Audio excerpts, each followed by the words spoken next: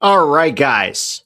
Portugal versus Uzbekistan. Cristiano Ronaldo, of all the stars at this World Cup, has so far proven to be the worst. Who would have thought a 41-year-old man playing in the Saudi Arabian League for the last 3.5 years would disappoint at a World Cup level? Couldn't be me. No, I suspected that Ronaldo was going to be the worst. I said this back when the group draw was made. I was like, guys, this Portugal team is better without Ronaldo. And so far in the first game, and it's kind of proven to be true. Let's see what happens in the next game.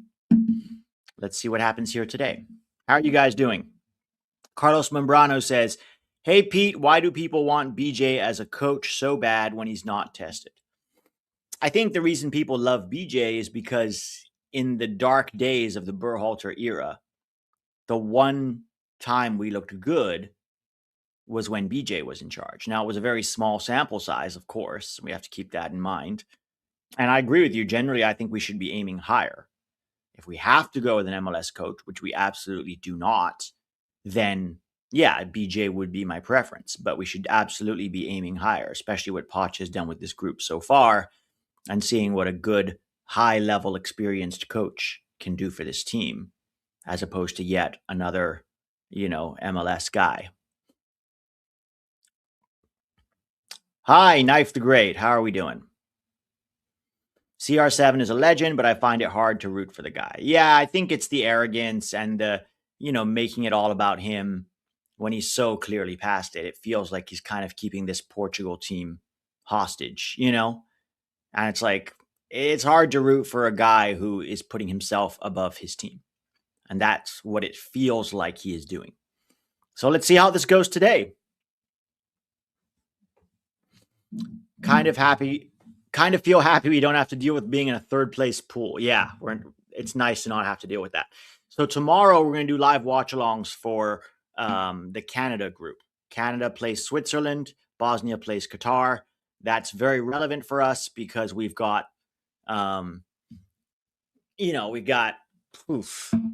that's probably going to be the group that we match up with. Could be either Bosnia or Qatar. So let's see what happens. Davian Films. I've been in a coma. Did Mix Discarud play versus Australia? Where is Mix Discarud these days? I think he's retired. He's old. I mean, not old, but he's what, 30 something? He's 35. He currently plays for Denizlispor. Denizlispor. What on earth is Denizlispor?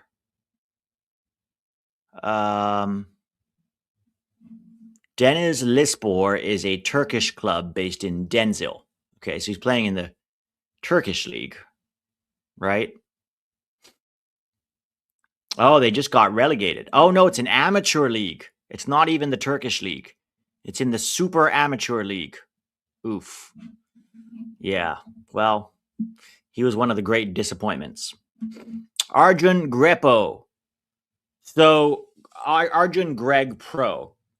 The round of 32, it looks like right now it's going to be Bosnia, but we don't know that for sure. We have to wait for all of the games to finish. There's a lot of different permutations right now. So let's see as the group stage starts to wrap up, we'll get a better idea in the next couple of days. Is Ronaldo too old or is he going to score? I mean, he could score. There's no reason he couldn't score. It's his overall performance that hasn't looked good. And Roberto Martinez here, who got grouped with Belgium in the last World Cup, is now facing a potential. I don't think they're going to get grouped, but if they don't win here today, then they're definitely not topping the group. Hugo Lopez says Aaron Long is a must for our back line. Oh my God. Can you imagine? Can you imagine if Aaron Long was still there? He was there last World Cup. At least we have a few days before the round of 32 once group stage ends to prepare. Yeah. So we know what date we're playing. We're playing July 1st in Santa Clara in San Francisco, basically. So we're talking about, we play on the 25th, 26, 27, 28, 29, 30. Yeah, so we've got 5-6 days to prepare yet again. It's good to have that break, and we're going to need it as the knockout rounds become shorter. And the further you go in the knockout rounds, the shorter the preparation is. Nice classic USMNT jersey. Thank you, Mactical Tanager. Morning, Pete. Antonio Banderas. I am Thoro. Good morning. I'm very concerned we lose our game versus Turkey and lose all of our hype. Yeah, because a lot of casuals aren't going to know if it's a B team and we lose and it's a meaningless game. A lot of casuals are not going to know that, right? So I talked about this a lot in the Turkey preview, why this game matters and why it's important to go out there and get a win and keep the momentum, keep the hype going. Score prediction for this one, I'm going to say Portugal 2, Uzbekistan 0. That's my score prediction. I think at the end of the day, Portugal has so much quality. Speaking of, let's do the starting lineups here.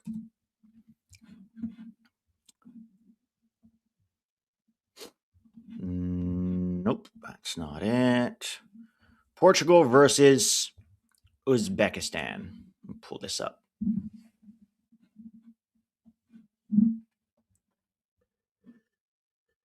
All right, so Diogo Costa, is in goal. For them, Joao Cancelo is the right back, Ruben Dias, and Renato Vega are the center backs. Nuno Mendes from PSG is your left back. Vitinha and Joao Neves are the midfield. So that's 2 PSG players right there. Plus Mendes, that's already 3. Bruno Fernandes, as they say in Portuguese, is the 10. And then, of course, Pedro Neto from Chelsea and Joao Felix, formerly of Chelsea, now in Al Nassr, are the wingers, with 41-year-old Cristiano Ronaldo up top. Is he the oldest player to ever play in a World Cup? That'd be kind of crazy.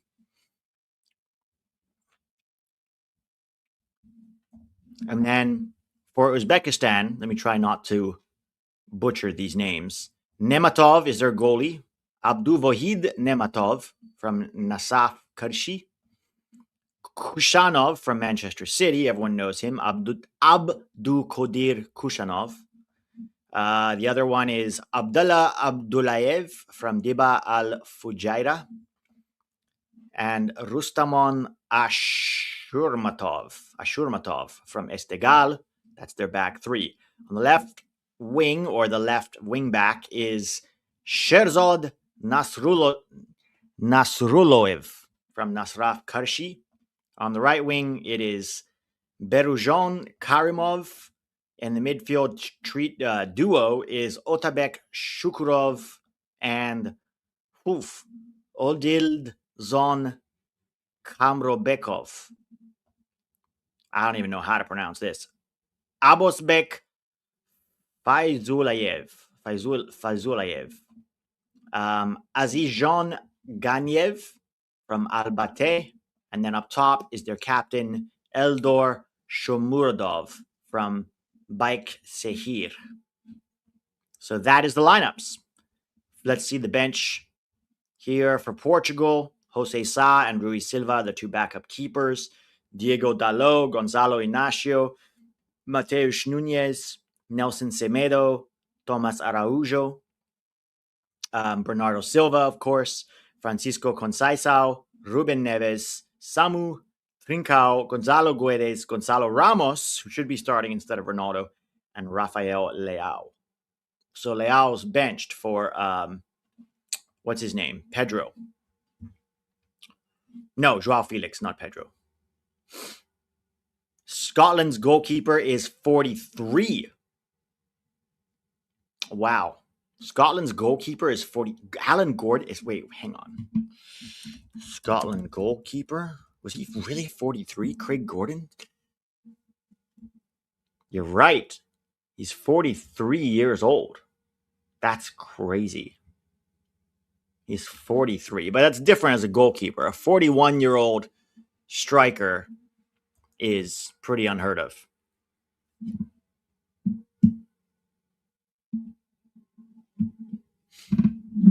All right, game's about to kick off here.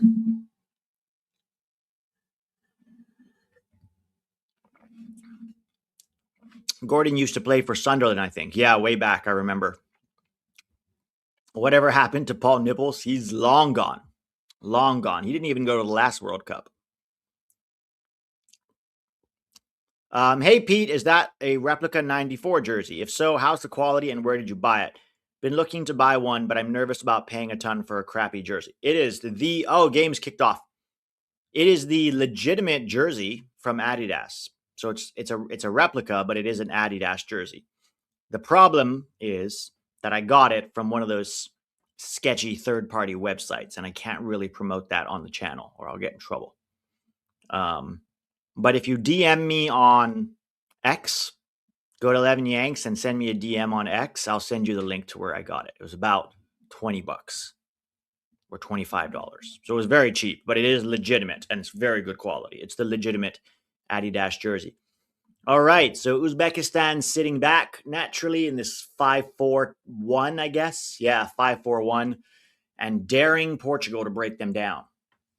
This is going to be a fun game to see if they can do that. Ronaldo or Messi, I like both. I mean, for me, Messi is the GOAT. He's the greatest of all time. It's incredible what he's doing at his age still. He's the official world, top scorer in all World Cups is Lionel Messi. I'm rooting for Portugal, not for CR's legacy. Yeah, but the problem is,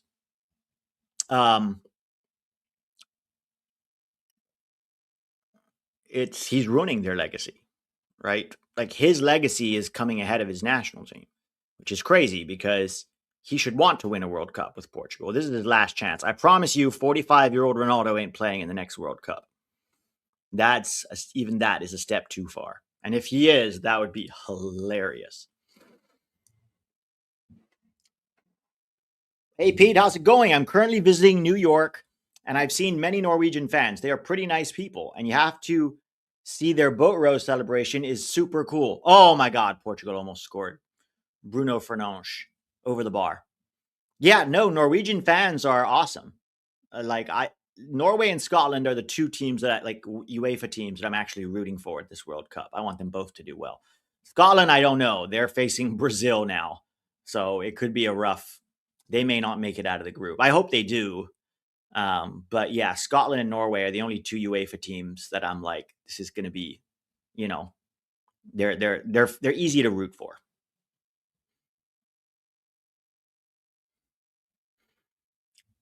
Man, this is going to be all Portugal for 90 minutes, isn't it? Whoa. Oof. Uzbekistan can't do anything. They can't even clear the ball. They had to put it out the side. An Uzbekistan win would be hilarious. Yeah, I would be very surprised, though, if Uzbekistan wins. Very surprised. This looks like it's going to be Portugal for 90 minutes.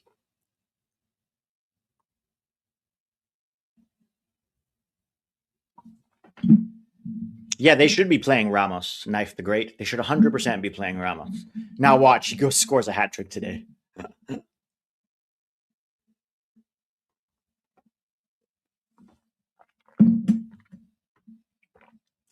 Portugal again. Ball in behind. Cross. Ronaldo misses it. Oh my God, Ronaldo completely missed the ball.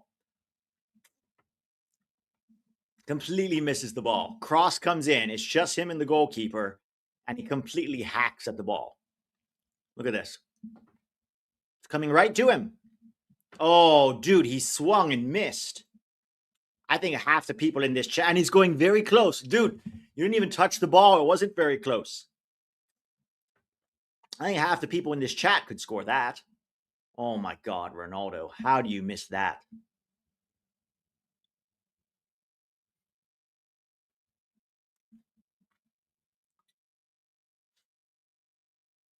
Dude, Ronaldo's older than me. He's 2 years older than me. That's what's crazy.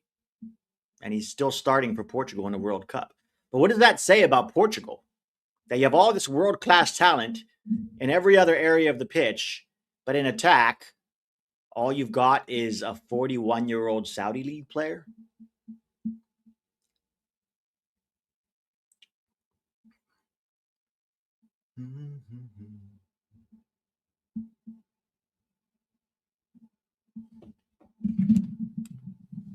All right, 5 minutes in, and so far we've seen Ronaldo miss a sitter. So it's been a successful watch right now.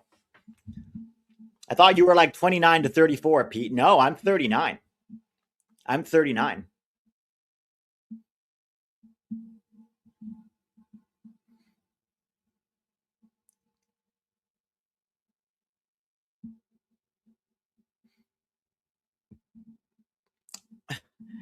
Good to hear you're cleaning the van, Spicy Jeff.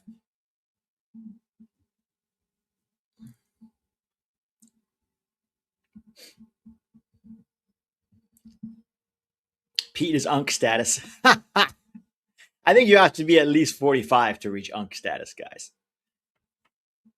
Okay, ball over the top, down the right. Neto. Lots of cutting back and forth. Goes back. They're going to put another cross in, and Ronaldo's going to miss it. Oh, he scored. He scored. Ronaldo scored. Oh, my God. Ronaldo scored. 1-0. Oh, my God. They're never benching him now. It was like, that's like when Jesus Ferreira used to score for us. And we'd be like, no matter how shitty he played, and he'd get a tap in, with nobody there. And then bang, he score. And we'd all be like, oh, no, now they're never going to bench this guy. All right. Ronaldo 1, Uzbekistan 0. Look at him. He's so angry. He's so mad. Even when he's scoring, he's angry. Pete, I steam cleaned my van and it still smells horrible. Maybe it's me. Should I take my monthly shower? You should absolutely take your monthly shower, Jeff. Oh, God. All right. This is going to be a legendary hate watch fail, isn't it? Massive fail. Massive. Damn. Wow. I think that came off. Oh, no, it was a good volley. It was a good volley. Ronaldo opens his World Cup scoring over Uzbekistan. Now watch, he scores on Uzbekistan. He's going to act like, oh, I've still got it. It's like, guys, please, it's Uzbekistan.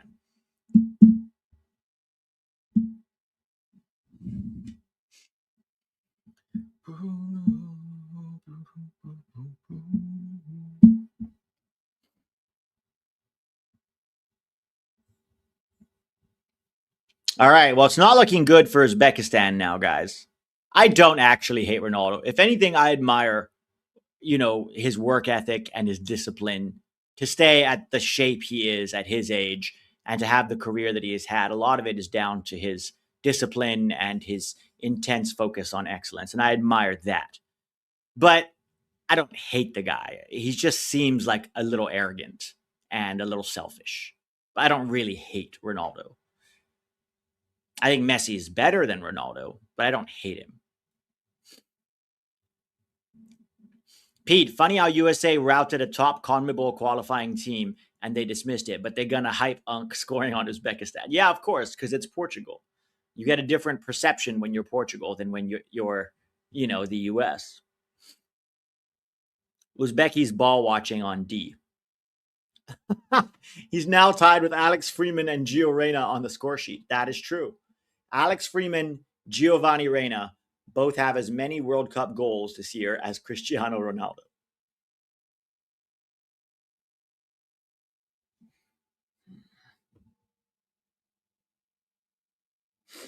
You need to be arrogant and selfish to make it to his level. See, I disagree. Arrogance to a degree, sure. But selfish is different.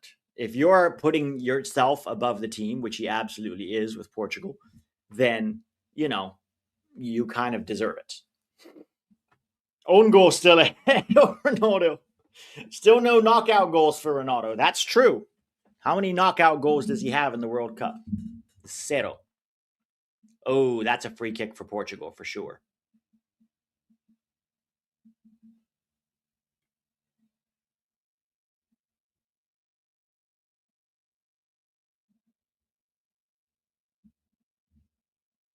Joao Felix getting clattered there after some fancy footwork.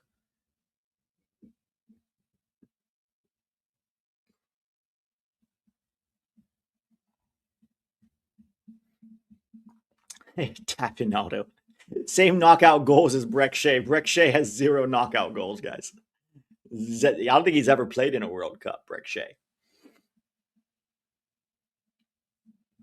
All right, free kick for Portugal here. Watch. Ronaldo's going to stand on the goal line and it's going to come off of his head.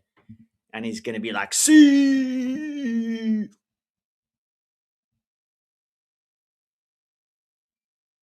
All right, let's see what they do here.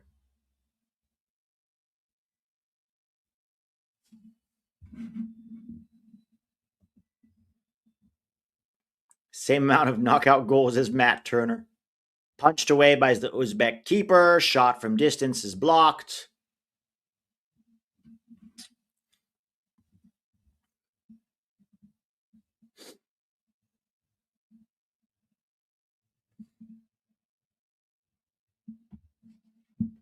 Haji Wright has more knockout goals. It's true. Haji Wright has more World Cup knockout goals than Cristiano Ronaldo. So does Christian Pulisic. No, wait. Pulisic didn't score in that game. Never mind. Pulisic has 0 knockout goals. He did assist, though. He assisted that one on Haji Wright. Pete, can we win this World Cup form? Can this World Cup form USMNT hang with this Portugal? Hang, yes. Beat is a different story. Truth is that Argentina hasn't faced teams that are a level or 2 below the USMNT. Yeah, I mean, look, they faced Saudi Arabia and Algeria, right? There's still plenty to prove for Argentina.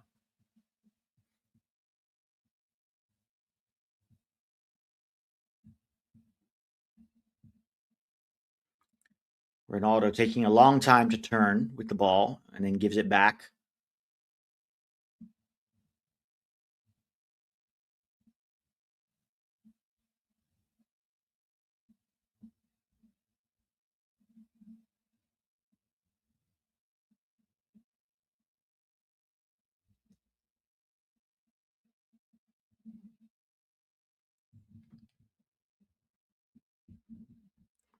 Does France lose the group? No way. France already has 6 points. Why would they lose the group? Bots.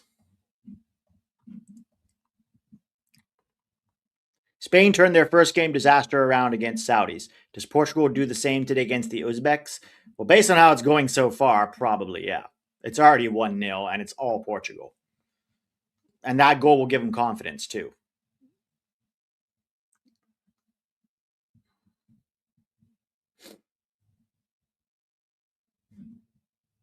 What are the odds of USA getting Belgium in the first knockout round? I would like it. They look Lukaku and old. Look, Belgium may not finish top of the group. They may not finish top of the group. Oh, you're right. I'm sorry. They played Austria, not Algeria. Austria's a good team. 2 goals against Austria is good. Yeah, Austria is a good team, for sure. France doesn't top the group if Norway wins. Yeah, but they're not going to lose the group. Losing the group means 4th.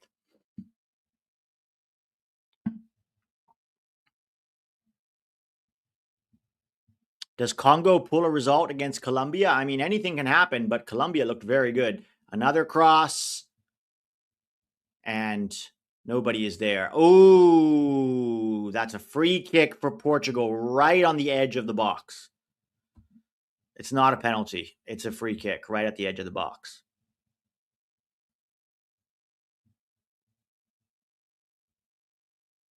Yeah, it could be Egypt, guys. Because look, right now, if you look at the table for that group,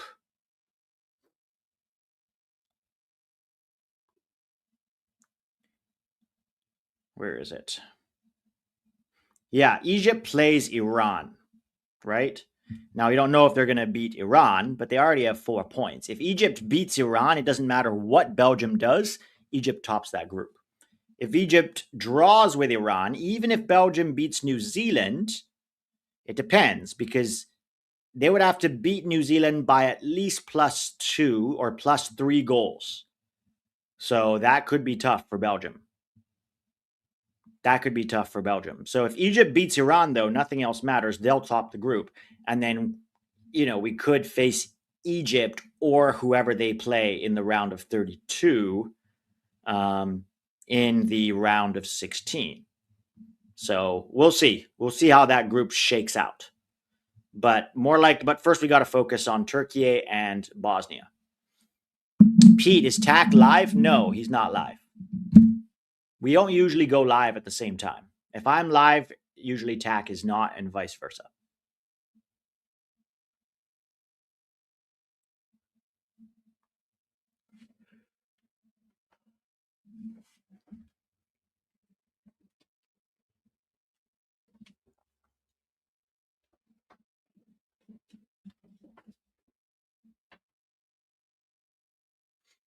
All right, Ronaldo's going to take this, isn't he?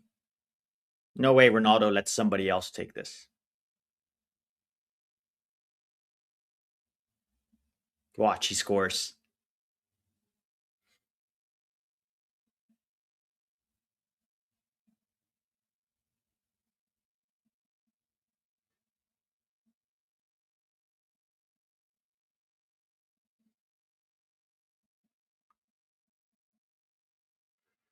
Guys, Spain, can you imagine Lamine Yamal versus Tim Ream? If we get Spain, we ain't winning that game, guys. not with our back line. If we had a really solid back line, I could maybe be convinced, but this Spain team, I don't know.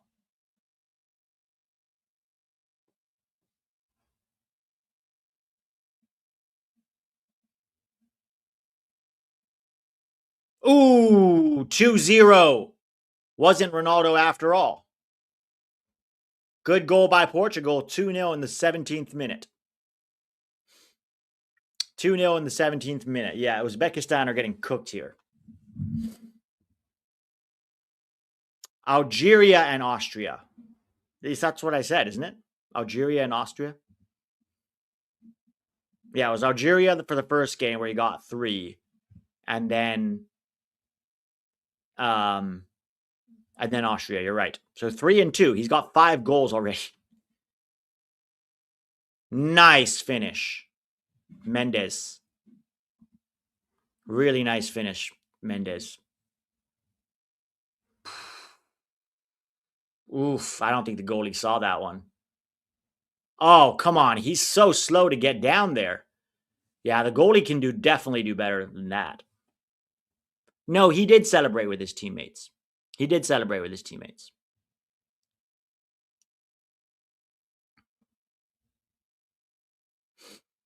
I'm surprised you streamed this game instead of Panama versus Croatia. I don't think that many people are interested in Panama versus Croatia.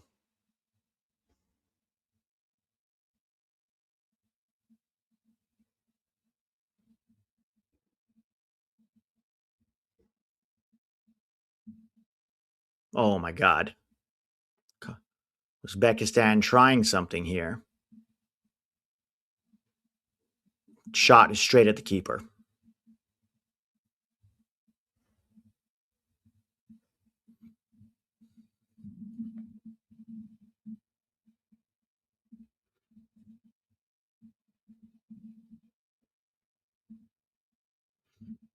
Ball down the side for Portugal. That'll be a throw in for Uzbekistan.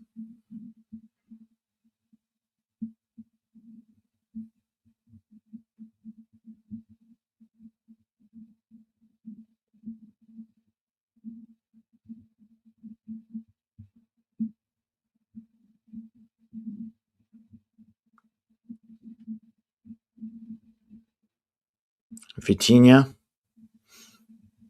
Uzbekistan are going to have to come out of this block. There's just no way. I mean, what are they going to try to do here? Try to keep the score low and defend, pull in Australia? Ghana getting a point versus England would be funny. Yeah, that would be funny. The meltdown would be hilarious.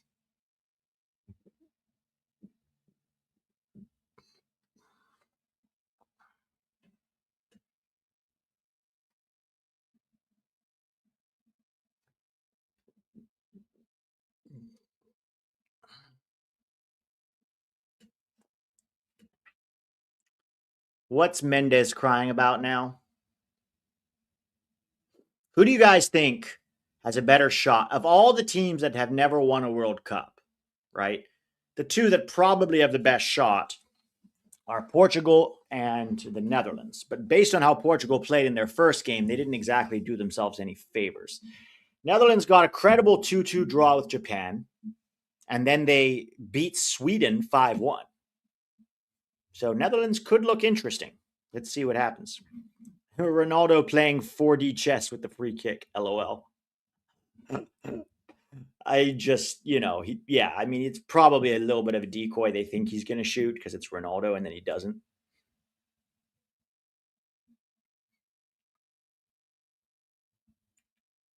All right, Ronaldo's in the wall, goes down the line, blocked, cleared, all good.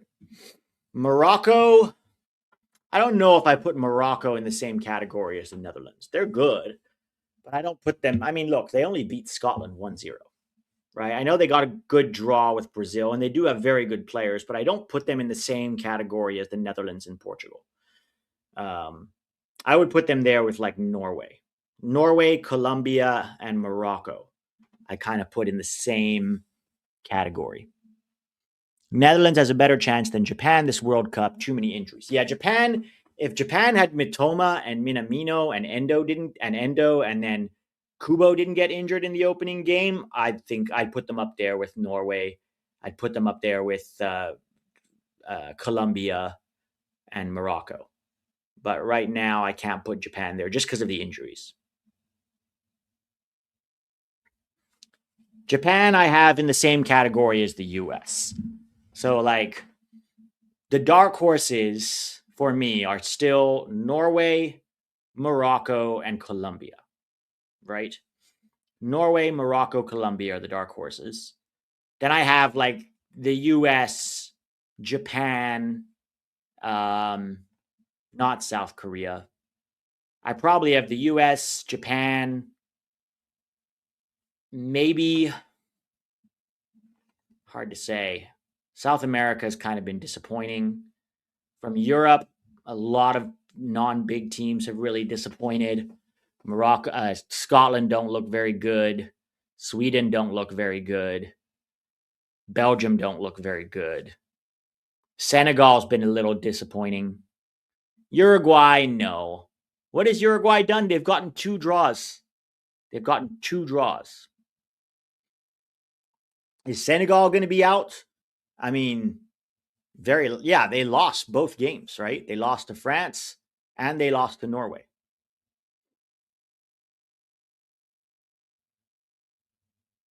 I think we are the dark horses alongside Norway and Japan.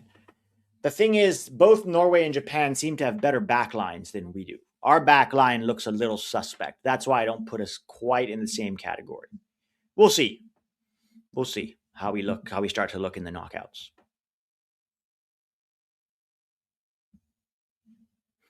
Mexico, USA, and Japan, same tier feels right. I don't know if I put Mexico in the same tier. Mexico did not look good against South Africa, right? And they barely squeaked by South Korea 1-0. So I don't think Mexico's looked as good as the US has, especially considering they're also at home. Cape Verde is a dark horse. That would be such a cool story to see how far they can go. I mean, I guess you can make an argument to put the US up there with Norway and Japan and Morocco, but it's just so early on.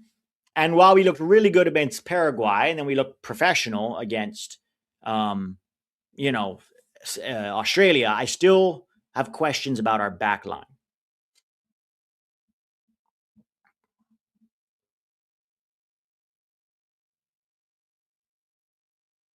Norway back line is awful. Yeah, but they've played tougher teams than we have. Guys, our back line has, even though we've only conceded 1 goal, every time our back line gets tested, we give them shots on goal. That's my issue, is we're giving them shots on goal unnecessarily. And we can't afford to do that. Let's hope we clean it up before we get to this, the Bosnia game. Maybe Brazil is the dark horse. Isn't that would be the day. Okay, it's double landlocked. It is double landlocked. Uzbekistan is one of the only two countries in the world surrounded entirely by countries that are also landlocked. All right. Thank you, Jeff, coming in clutch with the geography lesson. Which USMNT players could likely transfer after the World Cup? So there are some USMNT players like Fowler and Balogun is rumored to be getting a move. I think Sebastian Berhalter is probably going to go to the championship. Other than that, maybe Ricardo Pepi. We'll have to see. Ricardo Pepi could get a move. Haji Wright potentially. Could he get a move somewhere else? Like to the Bundesliga. I don't think he's going to play much in the Premier League, but we'll see. And then you've got some younger USMNT guys that are not on this World Cup roster, but guys like Xavier Gozo and Peyton Miller, who are both being rumored to get big moves. Yeah, possibly Gio Reyna. We'll see what happens with him and with the rest of his World Cup.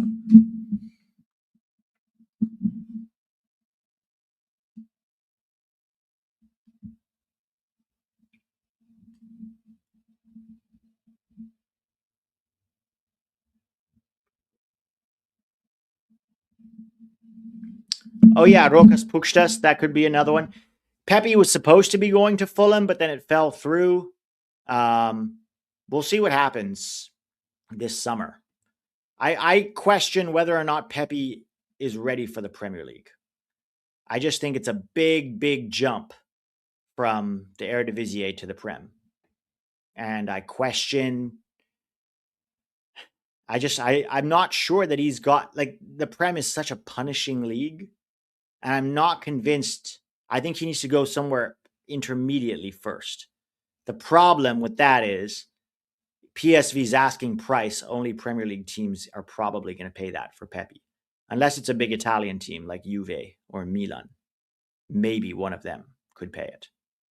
Freeman, I don't see him going anywhere. He just got to Villarreal 6 months ago. I don't see him leaving that quickly. Diego Luna could go. The problem with Luna is, does he want to go? Does he want to go? He seems very content and happy to be playing in MLS and doing his thing and being a star at home for his hometown club. But ultimately, that's going to cost him if he doesn't leave.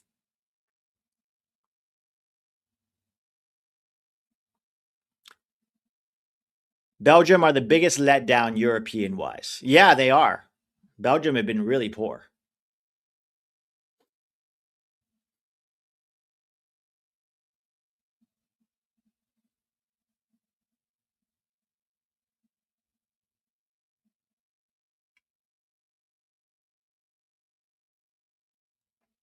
Bro, he needs to go to Europe. Diego Luna should go to Aston Villa. I promise you, he's not good enough for Aston Villa. He's nowhere near Aston Villa level. I think he should start off by going to the Eredivisie. Right? I mean, I think PSV is going to get a ton of money for Saibari. I think they should use that to bring in another American. If Pepe also leaves, they're going to be flush with cash. And I think it could be interesting to see who they bring in. Maybe they make a move for Julian Hall. That could be interesting. Maybe they make a move for Gio Reyna. I think Gio Reyna would actually work quite well in the Eredivisie.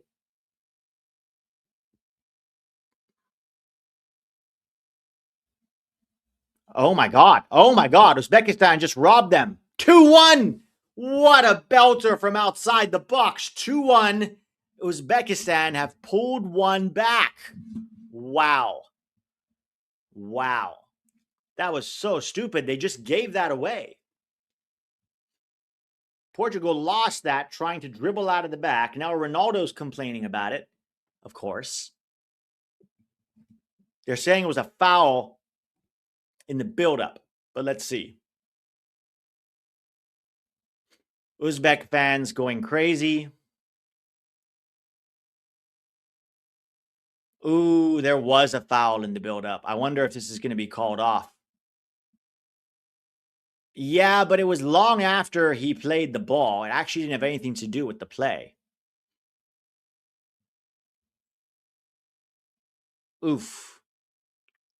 I don't know if this might get ruled out, guys. This might get ruled out. Ref is going to VAR. Yeah, I think this is going to get. I don't think this is going to stand. There was definitely a foul in the build-up. That's too bad. Yeah, he kicked him.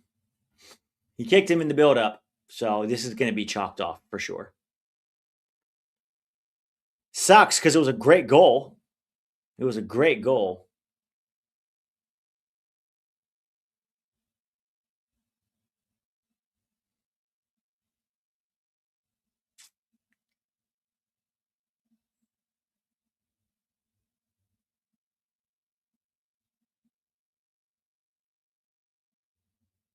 Yeah, no goal. That was look. I know we want Uzbekistan to do well, but that was never going to stand. That was never going to stand. But hopefully they can do it again. They did it once. Hopefully it gives them a little shot of confidence.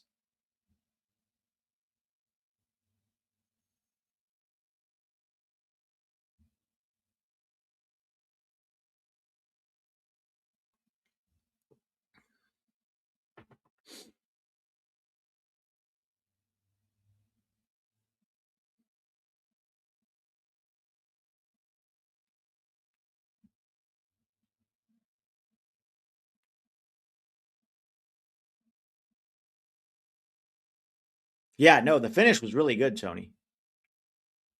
Someone's asking, Pepe not even for a mid-table Prem club? It's not so much who you're playing for, it's who you're going to play against. Like the Premier League will expose your weaknesses more than any other league. It's a very punishing league. It's very quick, it's very physical, supremely technical. They have all the best players in the world. It is a huge, huge jump from PSV to the Prem. It just is. And I think Pepe could maybe benefit from going to a more realistic destination, like Italy. Maybe go to Italy, go to the Serie A first. And then if you're crushing it at Serie A, sure, maybe you can get a Prem move down the line, but he's still 23. And so I just question if he's going to be able to do well at Fulham. Pete, don't you think Freeman could succeed in a mid-table EPL team? Possibly. Down the line, sure. But he just got to Villarreal like 6 months ago. And I actually think he should stay there. Like, the Spanish league is great for developing one of the things that he lacks, and that is superior technique. And you can really only develop technique so much at his age, but at least La Liga, they will emphasize it and force him to work on those little things in his game. And also, he'll get to play Champions League. Like, why would he go to a mid-table Prem club when he's got Champions League with Villarreal? All right, Uzbekistan. Long ball. That's out.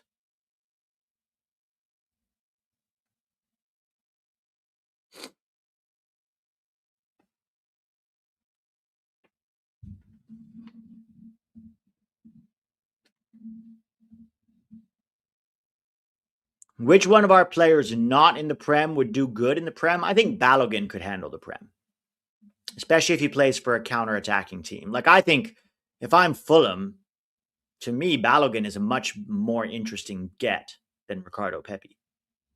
Even if he might be more expensive. I think he's more Prem ready than Ricardo Pepi is. And then Monaco can go get Pepi. There you go. Sell Balogun. That's what they should do. Sell Balogun for 50 million and pay whatever it was, 25, 30 million for Pepi. And then you still have a profit. That's what they should do.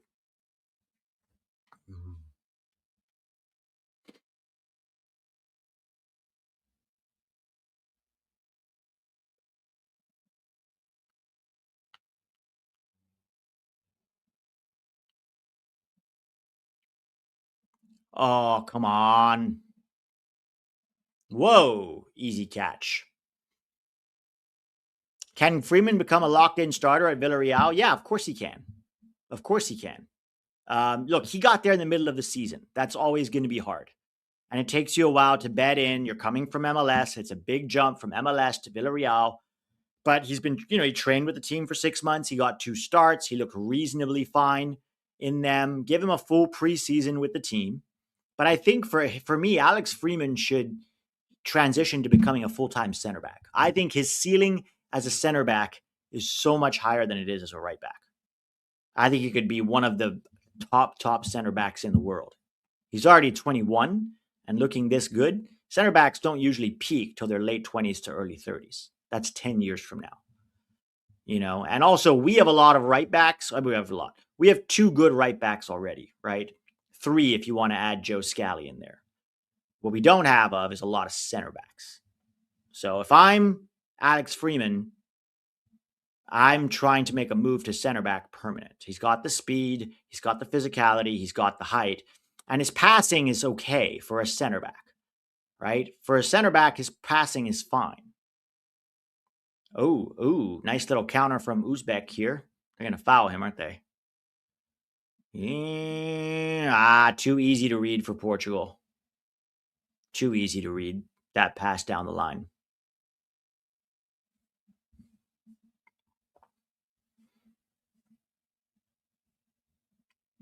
And here comes Portugal again. They haven't really done much since the last goal, though. Haven't really done much. Sucks Banks rejected us. Yeah, but he might be back. He might be back. Who are the best center backs we've ever had? And do you think Freeman gets there? I would say best center backs we've ever had, I'd put Chris Richards up there. I'd say Geoff Cameron is another one. Geoff Cameron and Chris Richards potentially are probably the two we've had, our best center backs.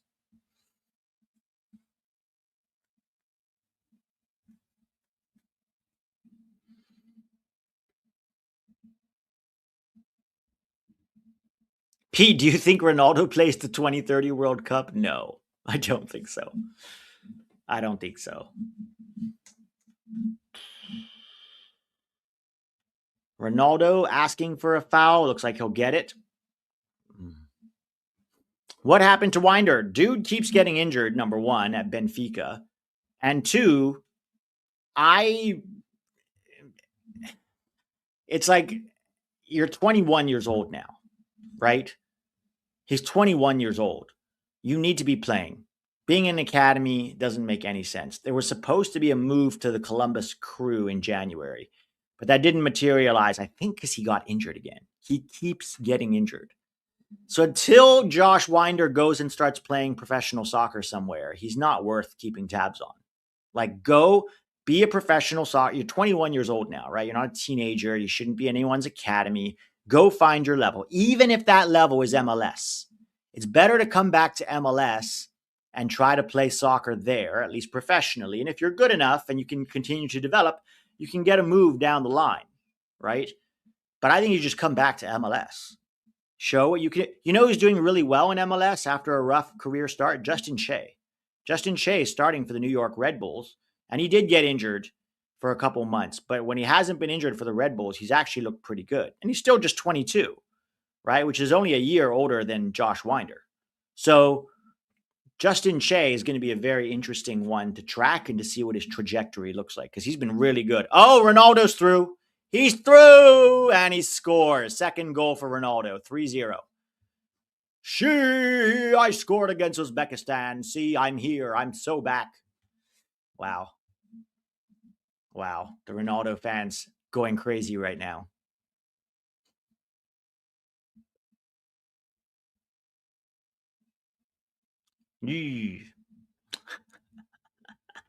I mean, credit to him, man. 41 years old and scoring goals in the World Cup is impressive, even if it is just Uzbekistan. Is the Seaman not washed? Let's see him do it against a good opponent, right? It's Uzbekistan. At least Messi did it against Austria with top 5 league defenders. This is Uzbekistan.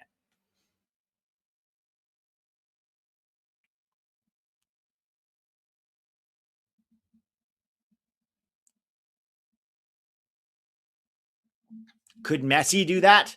What do you mean? Messi just did it against Austria. Wait till he reaches the knockout stages. Well, he's been in the knockout stages many times in his career and has never scored a goal.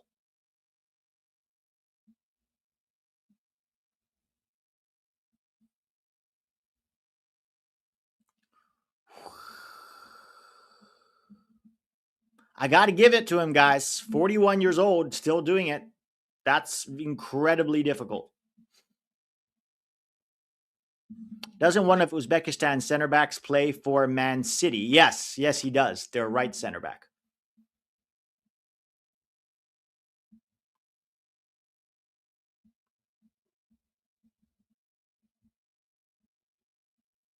Jack from Deadball TV overrates Asia. What do you mean? Does he say that Asian will do good?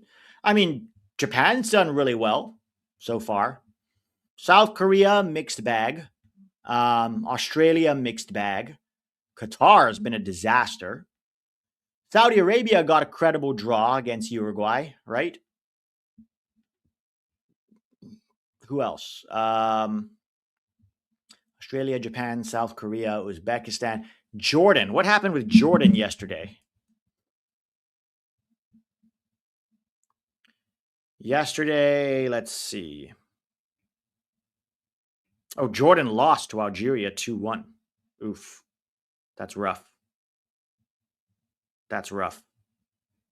You know who's really disappointed this World Cup is CONMEBOL. CONMEBOL.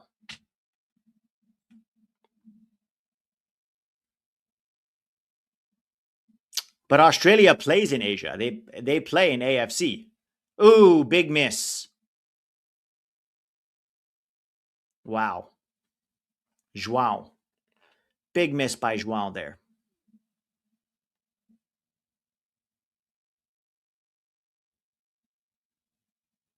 Wow. He really mishit that. I mean, look, Argentina's doing well and Brazil's doing fine, considering, right? 1-1 with Morocco's not awful.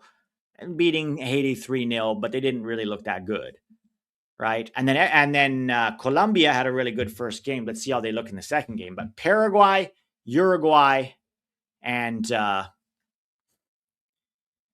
Ecuador, it hasn't been great. Although Paraguay, credit to them, they got that win against the Turks.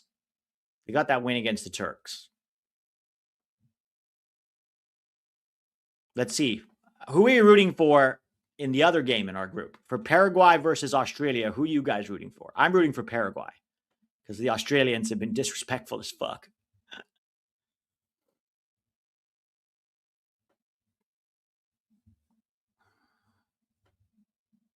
We should add Australia to CONCACAF. Oh, can you imagine? Then we would have a real rivalry with Australia.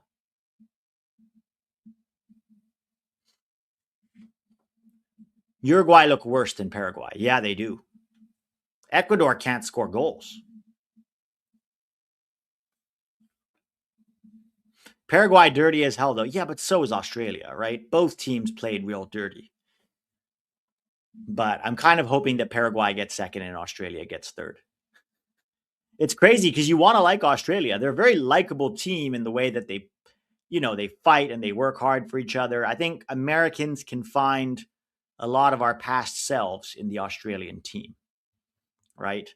The problem is once you do that, they kind of made this thing a fake rivalry and they're still pissed 4 days later. A lot of them are still tweeting about the game. It's like, guys, you have a game against Paraguay to focus on right now. Forget about the US.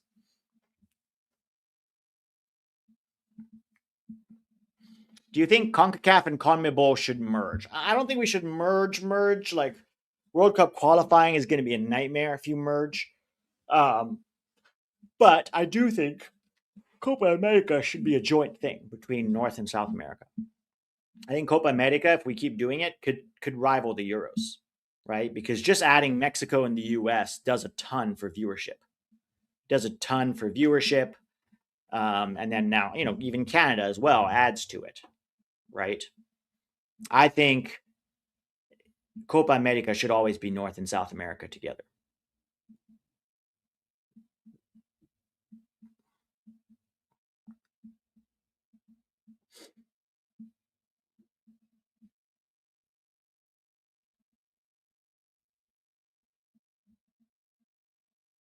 It would be played in USA every time if you did that.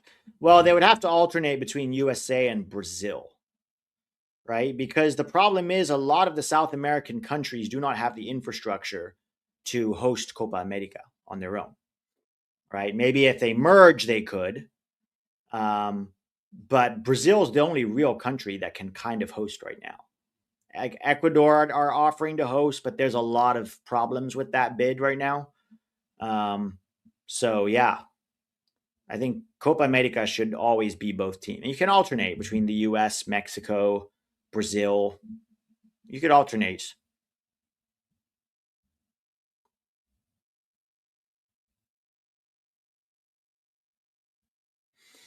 Increased Copa America could improve MLS scouting too. Yeah, potentially.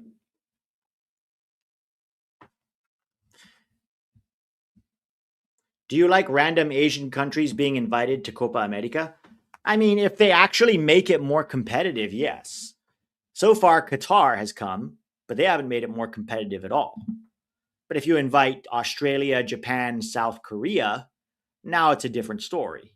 You know, Australia, Japan, South Korea, maybe Saudi, but Saudi's not much better than Qatar either. So it's like inviting Qatar is fine, but they don't really make it better.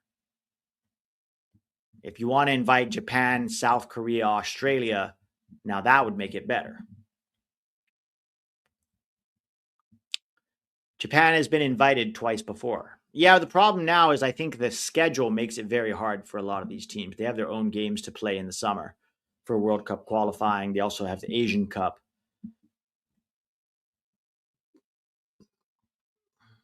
To be fair to Australia, made the quarterfinal the last World Cup. No, they didn't.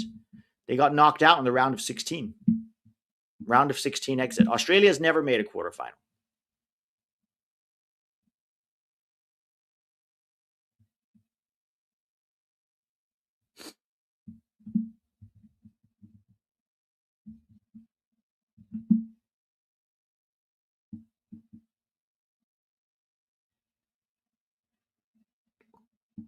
Who do you predict the U.S. plays in the round of 32? I think it's going to be Bosnia. That's my guess right now. But we'll see. It's so hard to know because the third place playoff thing makes everything so unpredictable and weird. We could end up facing, somebody from a different group. So I'm just waiting. I'm waiting for the games to play out.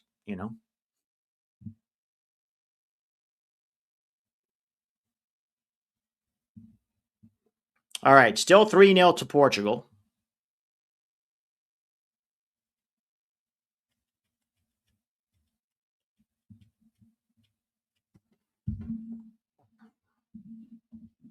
Last time we invited Saudi Arabia to anything, Gold Cup 25, they brought a B team, LOL.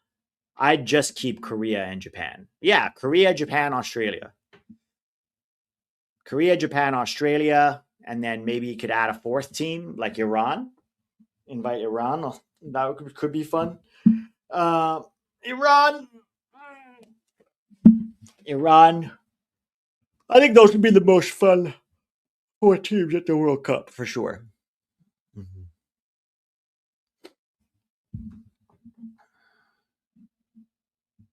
Betting odds have Bosnia beating Qatar. Yeah, I can't. Qatar have not looked good. They've not looked good. I think Bosnia wins that game, and then we face Bosnia in the round of 32.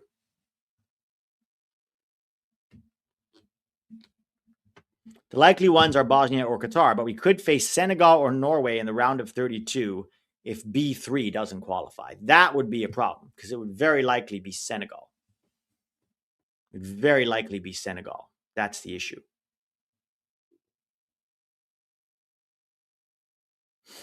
Aren't we rooting for Qatar to win? Why would we do that? If Qatar wins, because of their goal difference, they probably, I guess 4 points might get them through, regardless of goal difference. 4 points could get them through. That's true.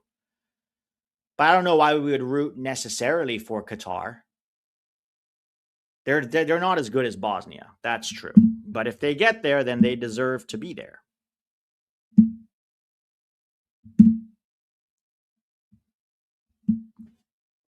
We can't face Norway because Norway is locked up number 2. Yeah, it would be either Senegal. Let me see here.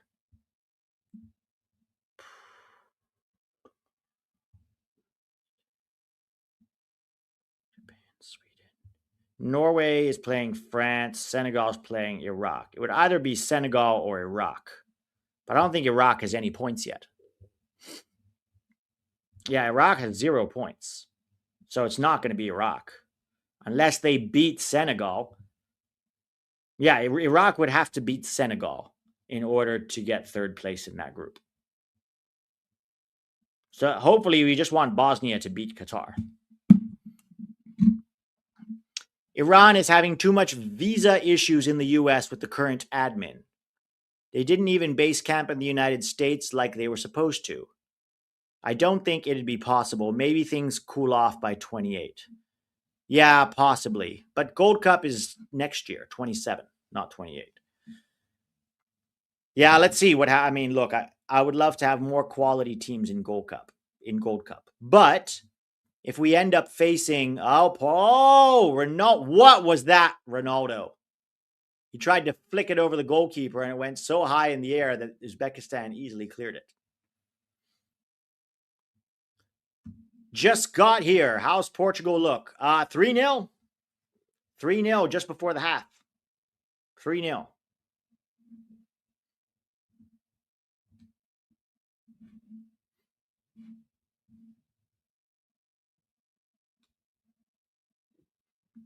Kusanov, that's the Man City guy, clears it off the line. Pete, which young players do you think deserve Gold Cup 2027 call-ups? Yeah, so it's an interesting point.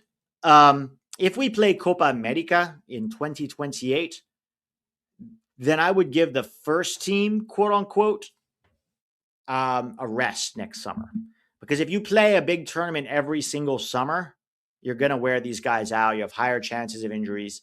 I would give a lot of the first team a rest, right? And then for the Gold Cup, you could bring in a B team, but not a B team of MLS lifers, a B team of young and up and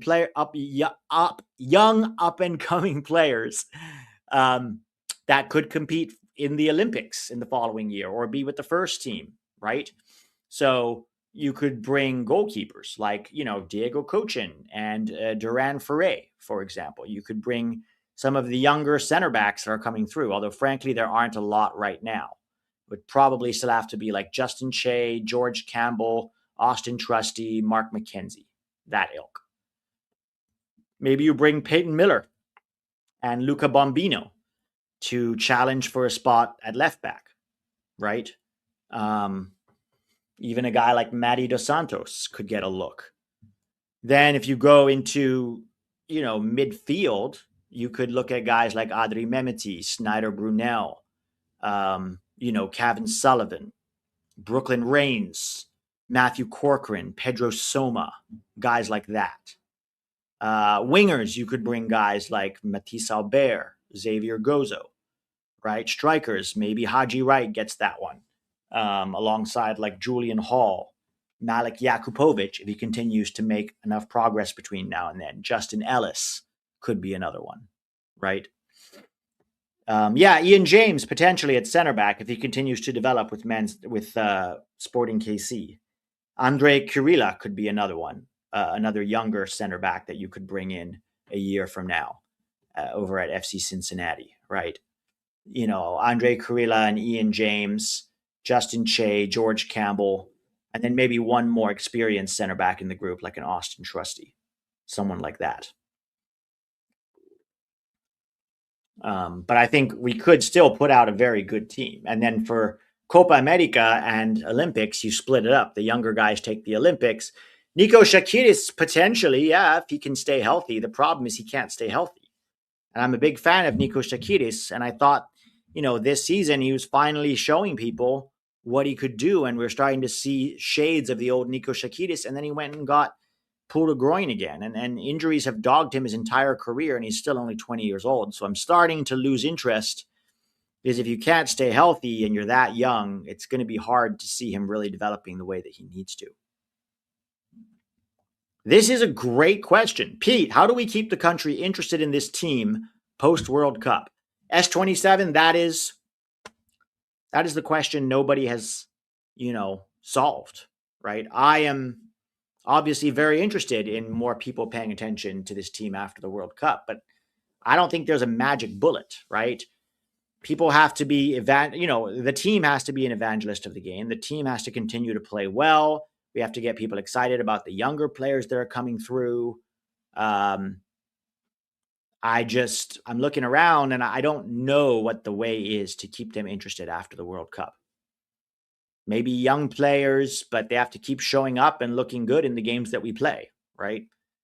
That's all you can really do, I think. Unless somebody else has ideas, let me know. But you guys also have to be evangelists for the game, right? Get your friends, your family, people you know involved. There's not much else we can really do.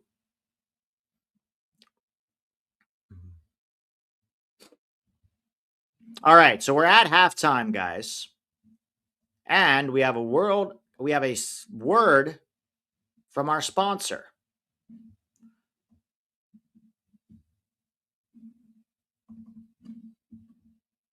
Is here, and I'm eyeing teams like the US men's national team, Argentina, Spain, and the Netherlands. Which is why I wanted to give the sponsor of this video, SeatGeek, a huge shout out. If I was going to see one of the World Cup games, I can't really see the US because I'm covering it here on YouTube, but I would love to see an Argentina game in stadium. Messi, the GOAT, playing in his last ever World Cup tournament. Although, who knows? Now, SeatGeek has you covered for the games. With over 35 million downloads, SeatGeek is the #1 rated ticketing app. There are more than 70,000 events listed on SeatGeek, including concerts, sports, festivals, and more. I love using SeatGeek. You know, I was in Atlanta last year and I wanted to see an Atlanta United game. It was the easiest thing in the world. I got on the SeatGeek app, scrolled, found tickets, they were available. Purchased them right on the app. The tickets were sent right there. For those of you who prefer to make purchases on the laptop, you can also go straight to their website and get your tickets that way. Now, every ticket on the app is rated on a scale from 1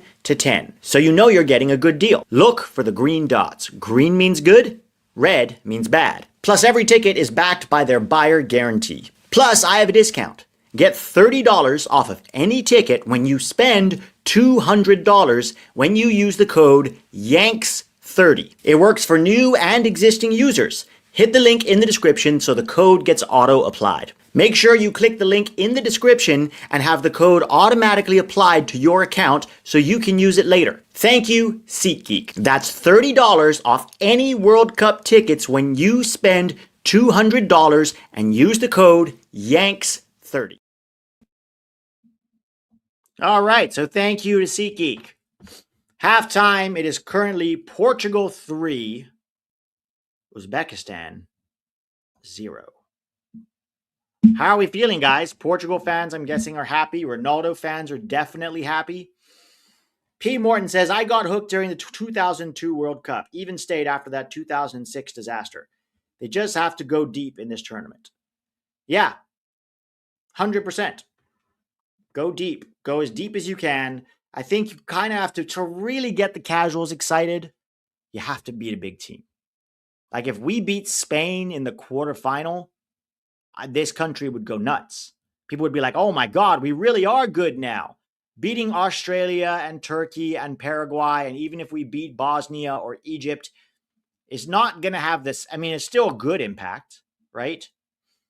But it's not going to have the same level of impact on a scale of the casuals if we don't beat a big team, right? If we lose to Spain, it'll still be a decent World Cup, decent to good World Cup because you made a quarterfinal. And if we beat Turkey, essentially you would have had to win 5 games, which we've never done. And actually, it would be historic. It would be historic to even do that, right? But in terms of the casuals, they would still be like, okay, so we still suck. We can beat these no-name teams, which a lot of the world sees the teams that we've played as no-names, right? But we're not going to beat the big teams in the world. And then they'll just tune out again. And that sucks, but it is what it is. We can't do anything about that. Right? But if you beat a big team in the quarterfinals, even if you lose that semifinal game and then maybe you have a chance at the third place playoff, that would still be a very incredibly huge World Cup.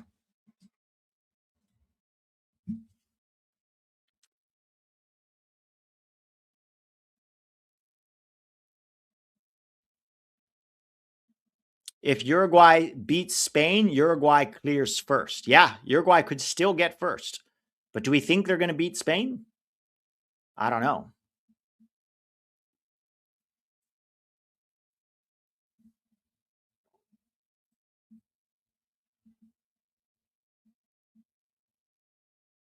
Hi, Pete. Are you hate watching Portugal? I'm not really hate watching them. I always root for the underdog when I don't care. And it is kind of funny to watch Ronaldo not play well, but today he's done good. He's got 2 good goals. Although he did also miss a sitter. Actually, 2 sitters.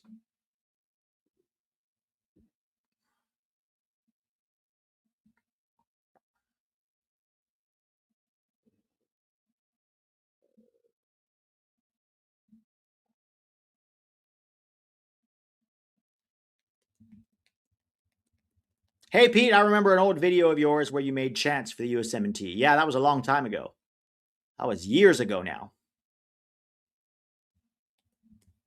I feel home field in a quarters could help us and be that 12th man. But guys, do you really think that Tim Ream going up against Lamine Yamal is going to go well? Our back line is still looking a bit iffy at times, and we haven't really been tested by top teams. So I'm just until I see our back line look really solid against a top team, it's going to be hard to be like, oh yeah, we can beat Spain.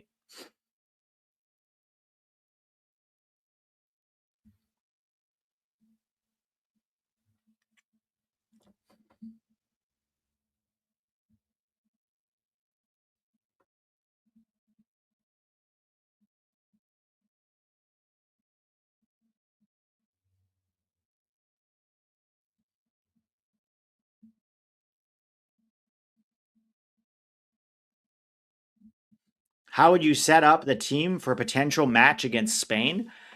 I mean, I wouldn't try to press Spain. That's the problem. That's the other thing is you have to think about how we match up versus a team like Spain. We're going to press and counter press. The problem is that can work against mediocre teams or even good teams. But amazing teams that can pass around your press is just going to expose you over and over and over again in the defensive third, right? It's going to expose you over and over and over again because they'll just pass around your press. And yeah, maybe 20% of the time you'll win it back. But then what's going to happen is you're going to have terrible matchups in our defensive third. You're going to have Lamine Yamal running at Tim Ream, even Danny Olmo operating in the pocket. They could easily slice us open with a good pass. I just don't. I would play more bunker ball against Spain. I would. They can pass around a press so easily and they can make us look very foolish and it could be a bloodbath. If you try to go toe to toe with Spain, one of two things is going to happen. You're going to play like the game of your lives and also get extremely lucky and maybe you'll squeak out a win or a draw. Or you're going to get destroyed. That's my problem is that it's very very hard to go toe to toe with a team like Spain. You risk getting blown out.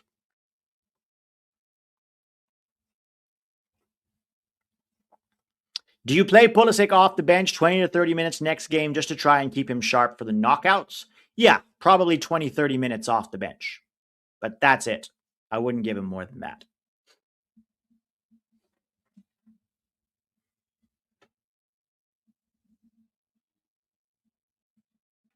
As an English guy, yeah, let's not go there until the final. Uh, that's provided you get to the final, Mr. 420. People don't remember the missed sitters if you score a brace. Yeah, absolutely. Absolutely.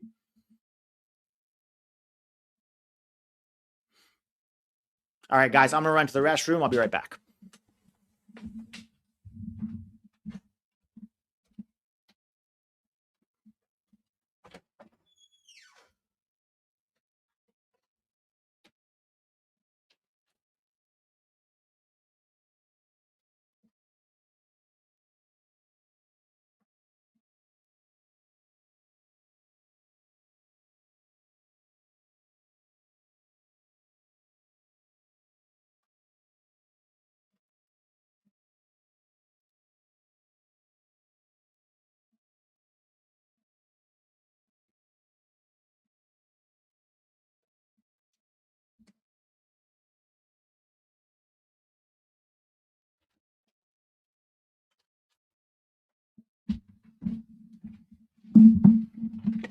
All right.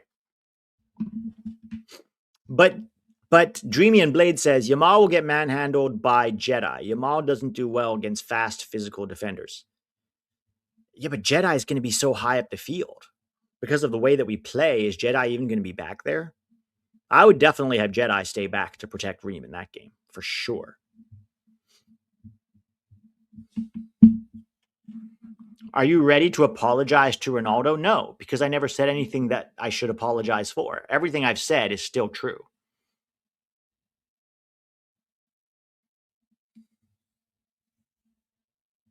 It seems like we've been going for a while, but it's literally 2 games in. Teams will start to cook now.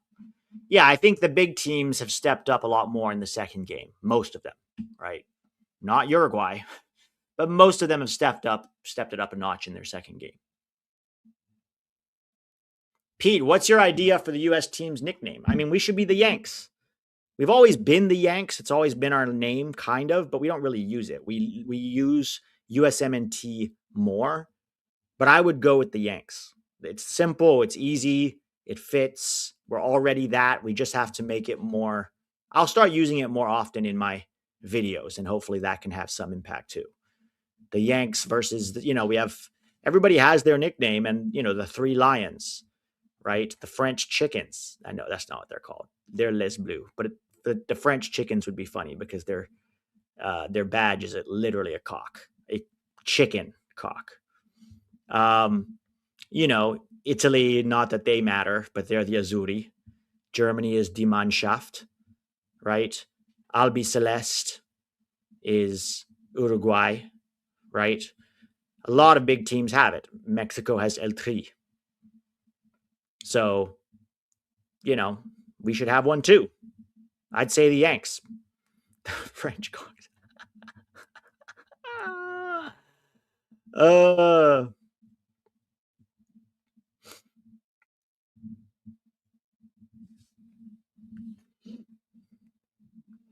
All right, teams coming out for the second half here. French chickens is canon now. The frog legs. Stars and Stripes is not bad also, but it's a little bit longer. You kind of want something punchier. Stars and Stripes can work, but I think the Yanks is just punchier. Spaghetti lads. Stars and Drums. Why Yanks? Because that's what a lot of the world, especially the Brits, refer to us as the Yanks, right? The Yanks, the Yanks. We've been the Yanks, right? And it's in our chants too. Oh, when the Yanks go marching in. Oh, when the Yanks go marching in. It's not the greatest chant in the world, but it's one of our better ones. And we've already been the Yanks, so I just call it the Yanks. Now you can't call it an NFL team. You can't call it the Patriots. If you can't call it the Patriots, then you're going to get confused with the, I know some people say Yanks sounds too much like Yankees. And if you're not a Yankees fan, then maybe you take offense to it. But I think there's a big difference between the Yanks and the Yankees. I think we can definitely differentiate between the Yanks and the Yankees.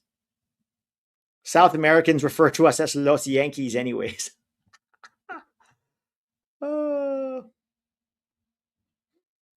But when the Brits call us Yanks, it's more of a jab / derogatory to them. Yeah, but we should embrace it. We should embrace it. If we're the Yanks, well, then you got beaten by the Yanks, right? I'm more worried about it sounding like wanks. But what's a better one, right? So far, my Yanks is first. Stars and Stripes is second. Does anybody else have another suggestion that can work and that has universal appeal? They pronounce it Jankies. All right, second half is kicked off here. 3-0 to Portugal. 11 Yanks is too long. Plus, we don't want to get them confused with this channel. States is kind of meh.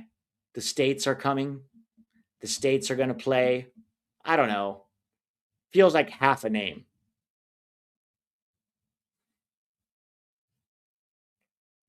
Golden Eagles. Shouldn't it be bald eagle? If you're going to be anything, the bald eagle. Golden Eagles is not our national bird. It's got to be. If you're going to do eagle, it's got to be bald eagle.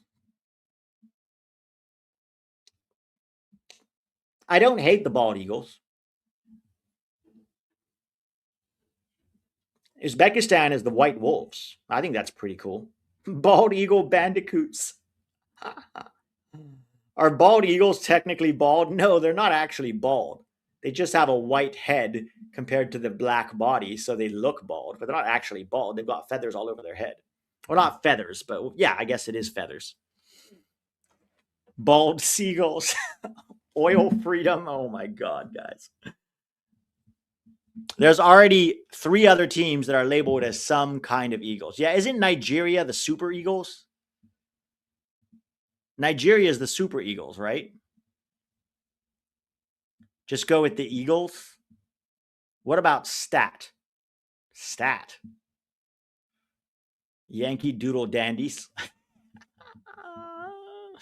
Yeah, let's leave Eagles out of it. I think if other teams are already called Eagles, then let's keep it to I just say keep it to the Yanks. Tunisia are the Eagles of Carthage. Wow, Carthage. The burgers, Freebirds. The Freebirds. I think it has to be something that has broad appeal. I think Yanks or Stars and Stripes are the top 2 so far. We still don't have another option. The colonizers. Now that would be good for the English. The English would be much better. They're actual colonizers. The US empire doesn't colonize the same way the Brits did. It's a lot more like we'll interfere in your election. we'll replace your government to a more government that's more friendly to ours, or not to us, but to our corporations at least. I mean, like freedom fighters, but I agree it would be too political and it's too long. Also, freedom fighters kind of gives you an underdog feeling, in the US doesn't really have that. I mean, in soccer, yes, but in the rest of American culture, we're not really underdogs anywhere in the world. So freedom fighters sounds a little too much like we're gorillas, you know? Buffaloes, I mean, buffalo, I don't know. I don't think it works. If you're going to use that, I'd say bison over buffalo. Buffalo could be like a water buffalo, which is very prominent in South Asia.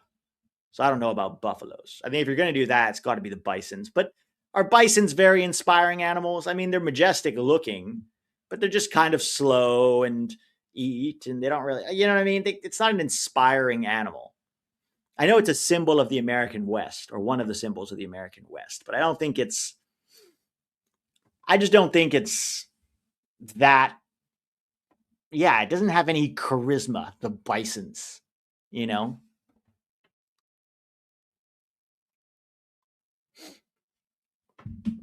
The sloppy joes. Some of these are excellent. Burger pizzas, patriotic men. Jesus, guys, that's so on the nose. Well, they're not actually called the Cox, Mactical Tanager. They're called Les Bleus. The 51st state. That would be a good one for Canada. Costco, guys. The Rosie Riveters. What? The Cowboys, of course, except it's already taken. Cowboys would be great, except it's taken. Cheesecake. The cheesecakes. The 90-minute men. Too long. World Police. Oh my God. Guns and Stars. Yanks is too close to Yankees, but nothing else is even close to as good of a name. I'd say Stars and Stripes is a decent second. It's a decent second.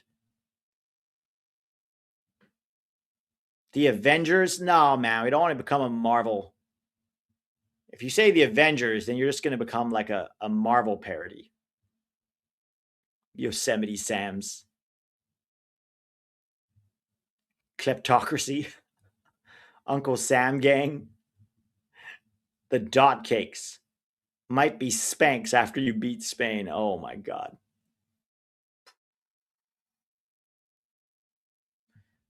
Nothing so far in this second half, guys. Oh my God.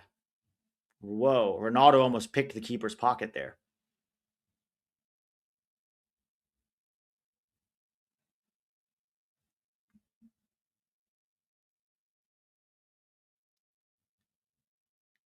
The USA Crimson Tide. No, we can't use anything that's already used, and we're just going to look like copycats.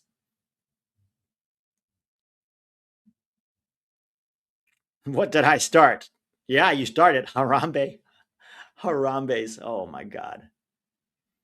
Don't think you can call yourself something if you killed that thing. Oh, what is Uzbekistan doing? Doing backflips in the box under pressure? All right, well, they broke here.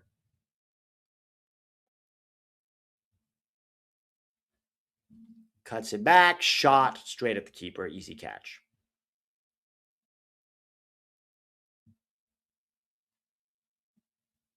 Can't do the stars and stripes. People would abbreviate that to the SS. Oh my God, that's right, they would. I vote for Yanks. Yeah, Yanks is still, it's still the best option, guys. The Yanks. United States oil balls. Team America. Team America can apply to any sport, though, right? Team USA. A lot of people still call us, like a lot of casuals are like, oh, go Team USA. I'm like, we're not Team USA, but sure. The Langley lads. Nothing that sounds too British. The Langley lads. Sounds like I said that in a pub. Langley lads put on a real stinker today, didn't they? Oh, pour one out for the Langley lads.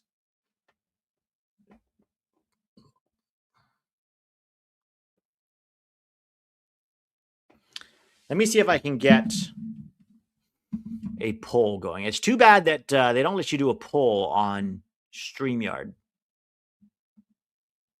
Oh, yeah, they do, actually. New poll. Here we go. What should the UST's nickname be?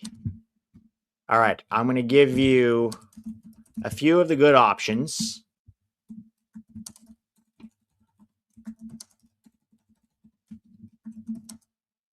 We got the Yanks. We got Stars and Stripes. And just for good measure, we'll add the Bald Eagles.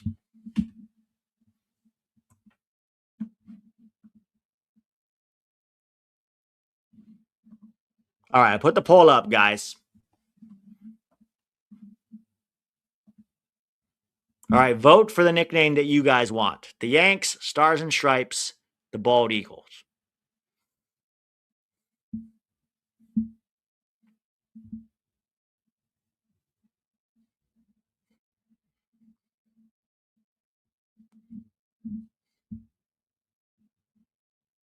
So far, we have one vote for the Stars and Stripes. Guys, go vote in the poll. Stop giving the poll's right there.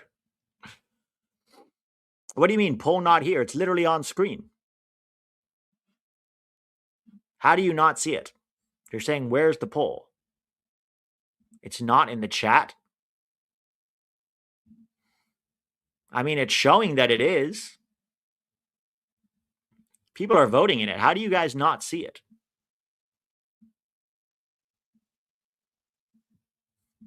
People are voting in it. It's on screen, but not in chat. Oh, I think you put your number in the chat, guys. You put your number in the chat, and then it goes there. Put your number in the chat, 1, 2, or 3, for whatever one you want to vote for.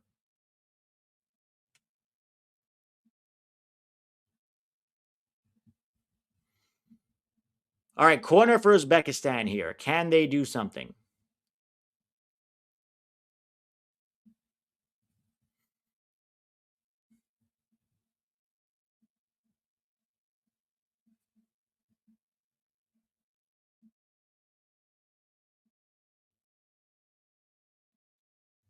I want the two-paid Eagles.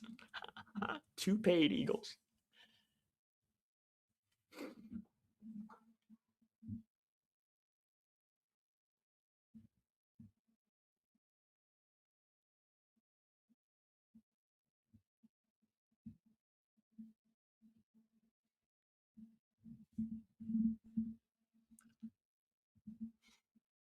We can just be the fellas.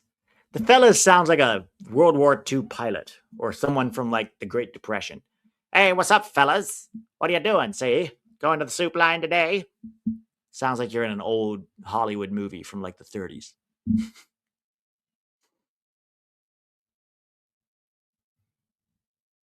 The KC Sports Nerd says, I love this momentum right now, but imagine if we beat a big team. Maybe ESPN would actually cover soccer. Yeah, if we beat a big team, the whole country's going to go nuts. Bald doesn't sound too intimidating. Yeah, but you can't just say the Balds. You got to say the Bald Eagles. The Doughboys. Doughboys. I know the reference. It's referring to the World War I soldiers because of the color of their buttons.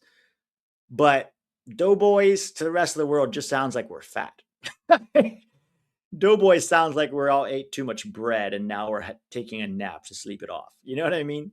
If you don't understand the reference, Doughboys is it's a bit pudgy. Rough Riders I could get on board with. Rough Riders I could get on board with for sure.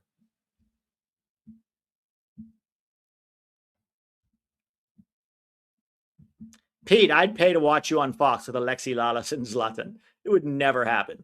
Not in a million years. I'm not entertaining enough to be Zlatan, and I'm not stupid enough to be Alexi. That's a good name, Independence FC. Then you just sound like Independiente. There's so many Independiente clubs that you just sound like them.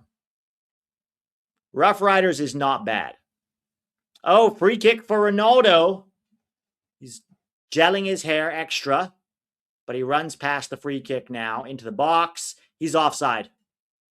He's offside. He's way off. Even if he scored that.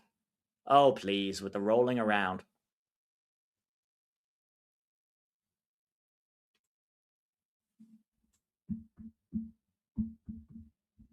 What about Brave Eagles over Bald Eagles? Brave Eagles sounds, I don't know.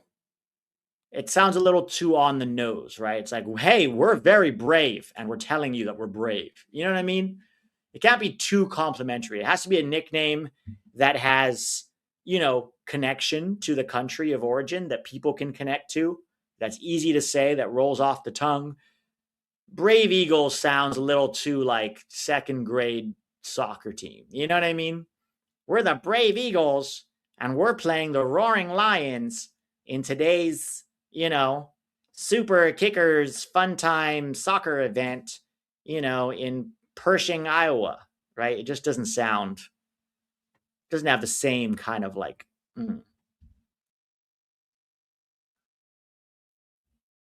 What about the Iron Brigade? Does it have broad appeal? The Iron Brigade.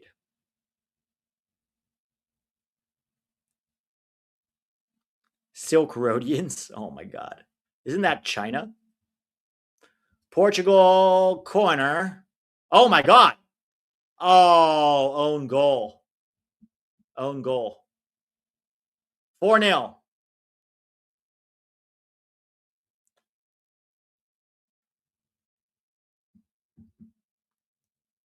Or the Minutemen. Minutemen has potential to be made fun of a lot.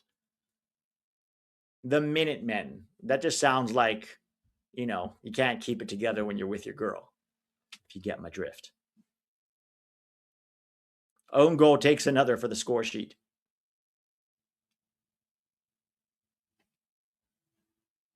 Oh, it was their best player, too. Oh, it kind of bounced off of him and into the net. Look at this. Oh, it came off of him. There's nothing he could do about that, guys. The guy literally backheeled it right onto him. He tried to kick it away, but it hit his chest and went in. He tried to flick it away. Yeah, he tried to clear it, but he mishit it off of himself and into the goal. The Gringos doesn't really make sense because, for starters, if you say Gringos, then you're essentially excluding the Hispanic community if you say the Gringos, right? Pepe's not a Gringo, Zendejas is not a Gringo, right? We want to have pretty broad appeal.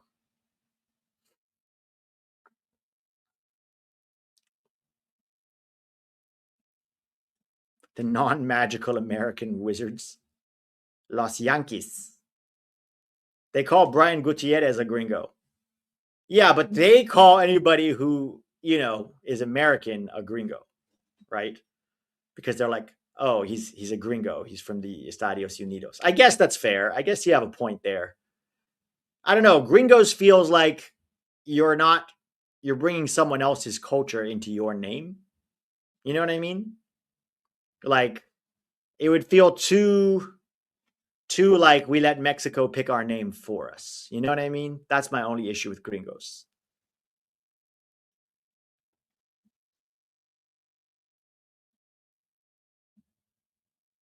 What about the dream?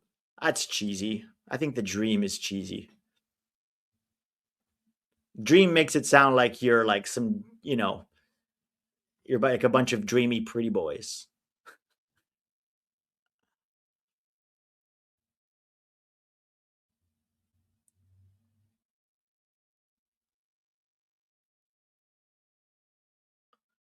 All right, 4-0, guys.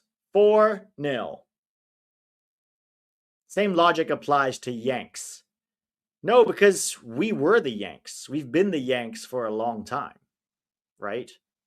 Like we were the Yanks or the Yankees whenever way back in the Civil War, right? The Yanks is an old name that America's had for a long, long time. Hey, Pete, it's not estadios, it's estados. Estados, you're right. I'm mixing it up with stadium, estadios or estadio. Well, it looks like the Yanks won the poll. The combustion engine. Supersize FC. They still call us that. In Cambodia FC. The debtors. Corruption FC. The Continentals. Continentals is not bad. A little long, but it's not bad. The red, white, and blue. The red, white, and blue is also not terrible. The red, white, and blue. It's a little long, but it's not bad. I'd take the red, white, and blue. Aussie Thrashers. Honestly, I know the Aussies call themselves the Socceroos, but what they should have done, I wonder how they got to be yellow. Like, why did Australia pick yellow for they're not, it's not in their flag. Their flag is basically a blue.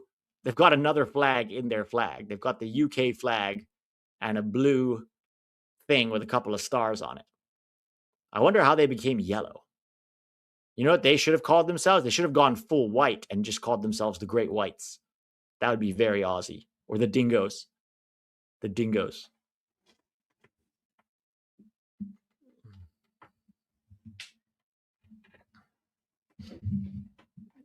Their flag is their colonizers. Yellow is mellow. Yeah, why did they pick yellow? They really like mustard with shrimp on the Barbie. That's why. The penal colony. It's true. Something about that word just makes it such a funny word to me. It's from their national flower. Well, that's good to know. Because they're yeller, aka cowards. Is it ever possible to have away fans? I can't imagine some HBCU marching band at the Monumental in Buenos Aires. Yeah, we don't really travel very well as Americans outside the US. Like, even when we go play in Central America, the American contingent is usually very small. But we don't have many fans to begin with.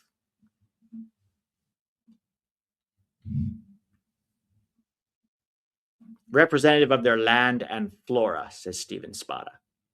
Gotcha. That's fair. The ray guns. The ray guns. That would be a good thing for Australia. Sometimes when I want to laugh, I just go watch that video again of Ray Gun. It never fails to make me laugh. And she does it with the best part about it is that she does it with so much confidence and so much like, yeah, fuck you, I'm here. Did you see what I just did? And it's so embarrassing. It never makes me fail. It never makes me, never fails to make me laugh. Foul, free kick for Portugal.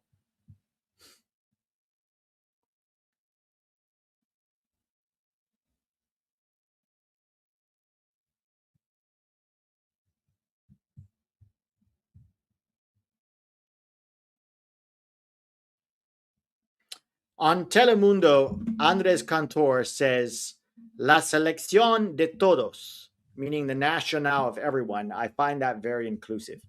It's inclusive, but A, it's in another language. So it would feel weird to have the nickname of your national team be in another language. And B, it's too long. It's way too long and it doesn't really say much, right? It's like everyone's team, sure, but it's just, it doesn't have the right ring to it. Wait, Xavi Alonso took over at Fulham? Wait, what are you saying? You're saying the Real Madrid coach is now Fulham's coach? You're talking about Xavi Alonso? The guy who got fired?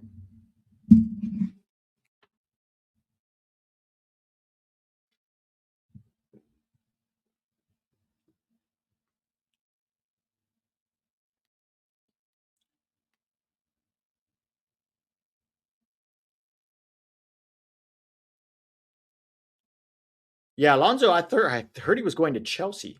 How did he go to, what are you saying about him going to Fulham? Oh, you're talking about Arbeloa? Arbeloa went to Fulham? That would be interesting to see how he does there.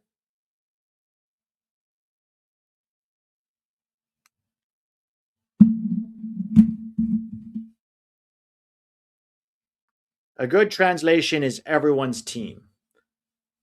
Yeah, it's not bad, but it's not everyone's team.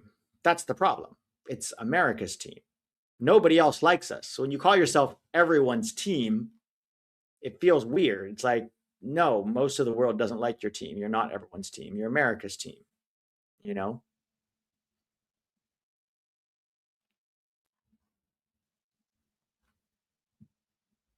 Wow, some Uzbek baddies being shown.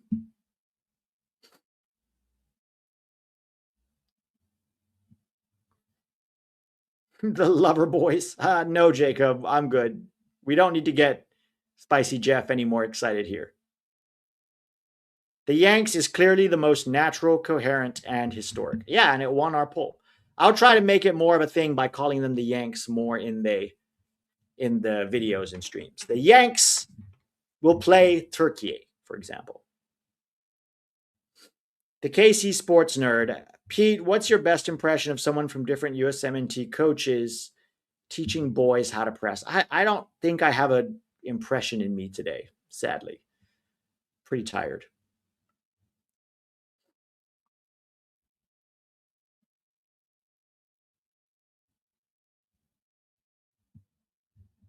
Only referring to USMNT as the Yanks from now on.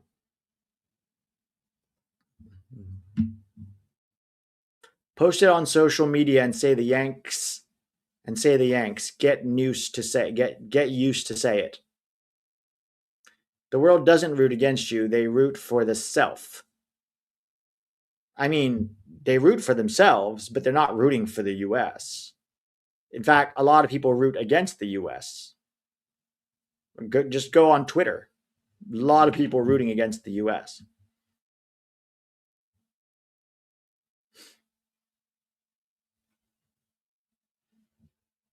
I can't imagine Greg teaching players how to press. Yeah, that would be fun.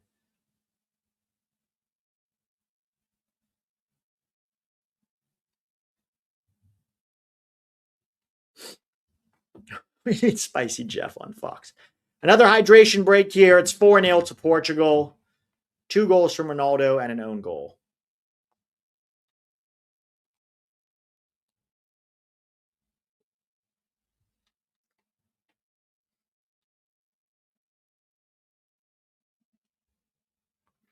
I'd say that your fans' extremely uneducated football knowledge.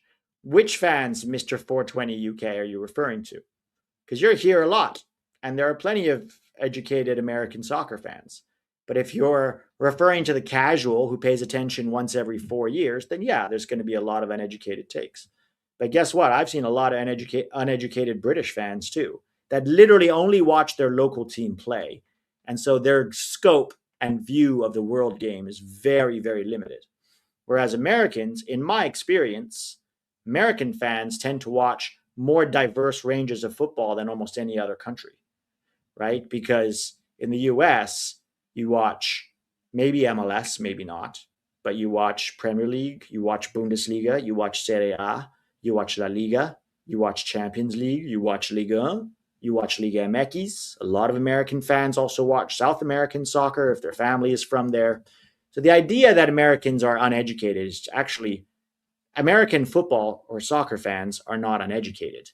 Casual sports fans who don't know anything about the game are obviously uneducated.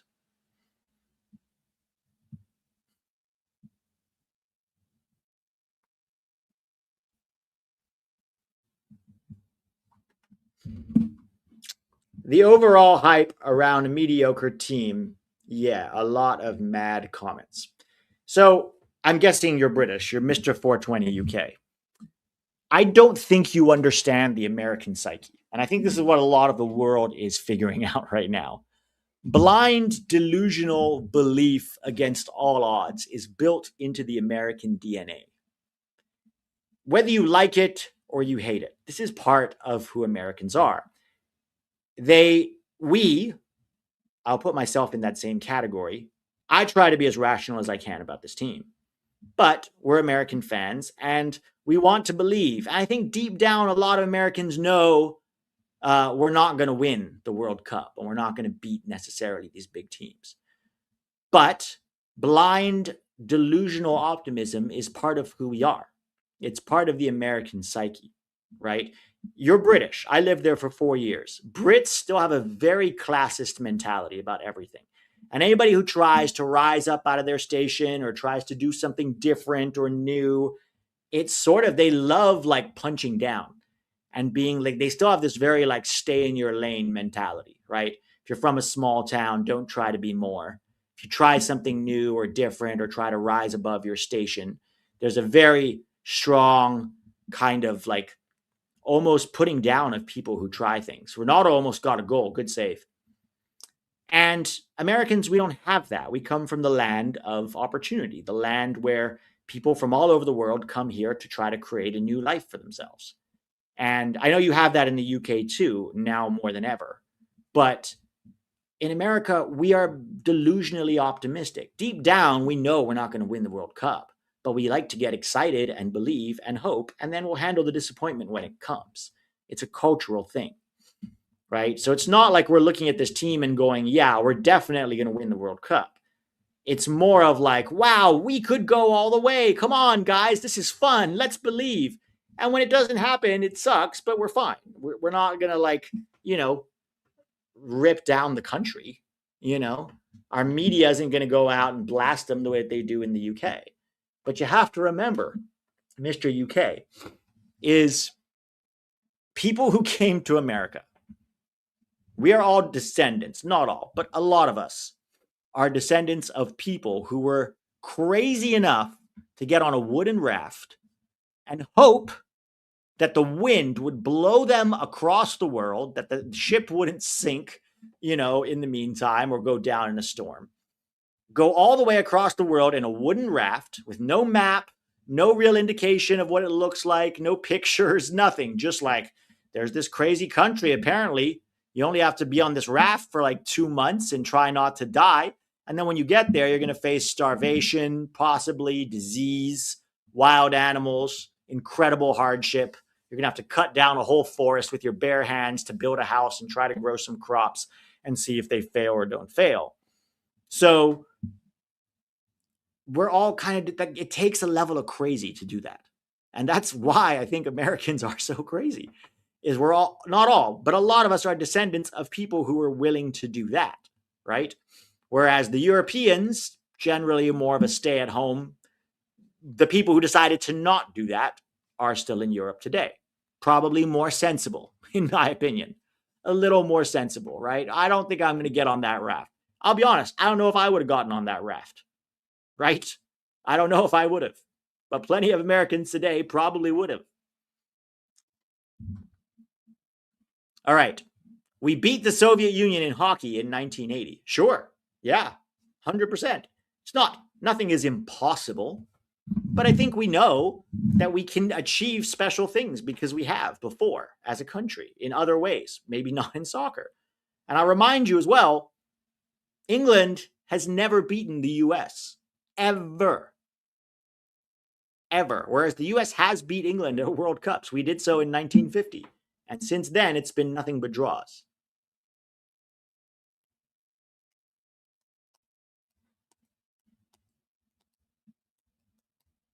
That went deeper than I thought.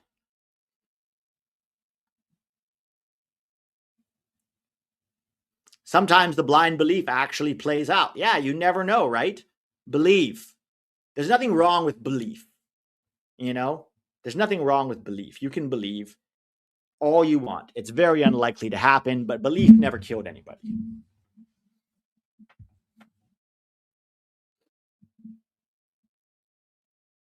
I can hear our national anthem playing in the background while Pete is speaking.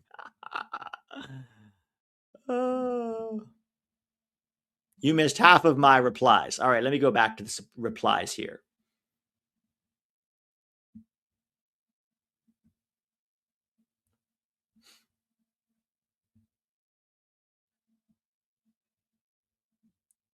I don't see your other replies.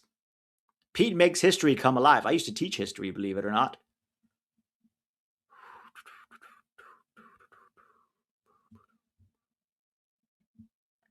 UK is 4 countries: England, Ireland, Scotland, and Wales. Correct. When did I say it was not? When did I say it was not?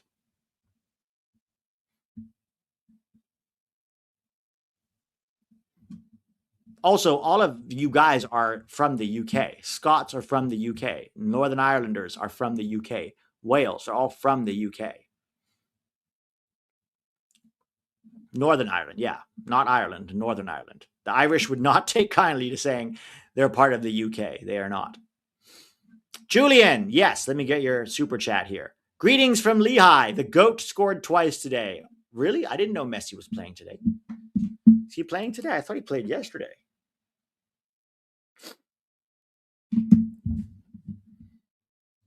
Oh, sorry. That was chat you were talking to. Gotcha.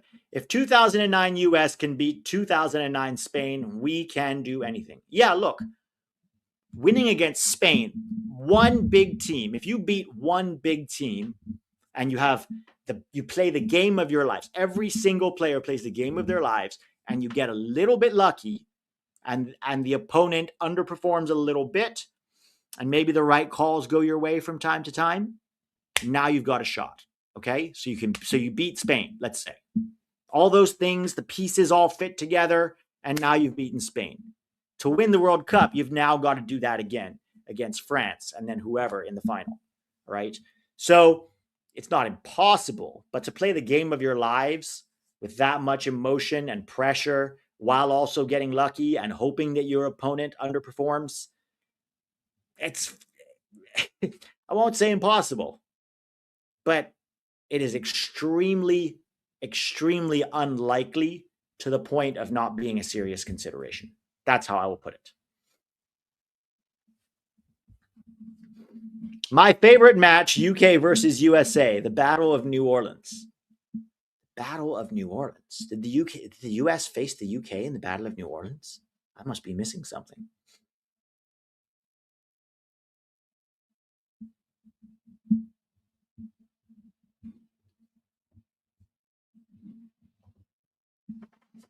Who do you think is score tonight? Ghana versus England. I think England wins 2-0. I think England wins that one 2-0. Ghana didn't look that impressive to me against Panama. Oh, in the War of 1812. That's right. That's the underrated war that no one really talks about, right?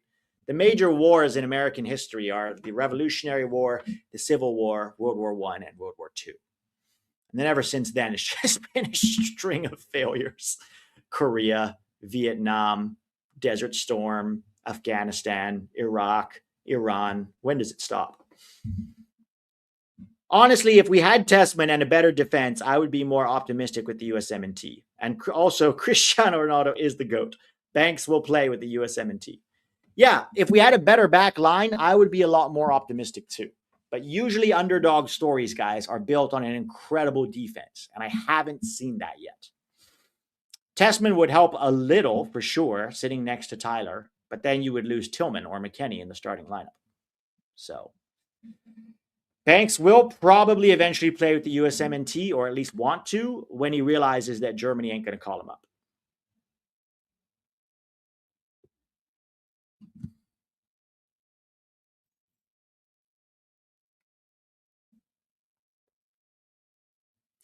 My Spain USA is tax Brazil USA. Going to be awkward. Well, you got to root for the US because Spain has already won it, right? They've already won the World Cup. The US has not. If we had Ecuador's back line, the USA is winning the whole thing. Yeah, and a good goalie and a good goalkeeper. Would you rather have Santi Jimenez or Nicholas Jackson up top? Oh, I'd still rather have Nicholas Jackson. He's not great, but he's better than Santi Jimenez. I joined World War II how many years late?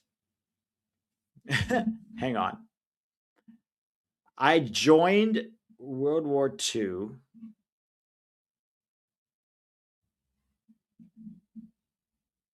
How many years late? Please don't.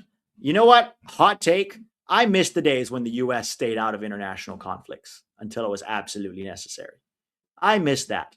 I don't want the US going all over the world and involving ourselves in everybody else's business. I appreciate that we stayed out of the conflict for a while, right? And then when Japan made it about us too, then we got involved. And Brits should be happy that we did.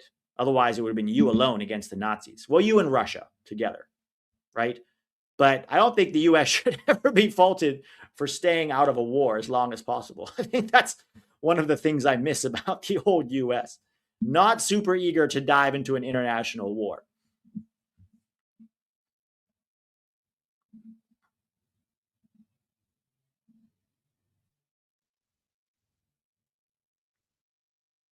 Please don't make out you alone won. World War II again. The chat, mate. Leao with a terrible touch in the box. Dude, we didn't win the war alone. Of course not. Nobody wins a world war alone. But if the US hadn't gotten involved, it would have been really tough for England. Really tough for England. And look, we did it together. The US, Canada, and mostly the US and the UK, and some French freedom fighters. But like storming the beaches at Normandy will 100% always be a joint effort by the US and the UK to defeat Nazis, right? That is something we can always be proud of in our partnership working together. But ever since then, our partnerships have not been great.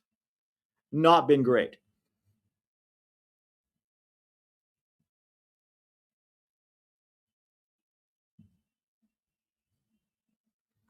Defense companies have to make money, Pete, and they buy out politicians to make that money. Exactly. The military-industrial complex always wants to keep the United States at war.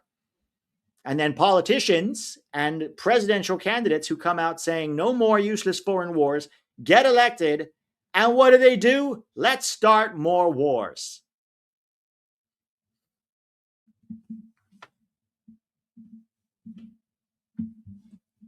Canada took part in Normandy too. Yes, Canada and I believe even Australia.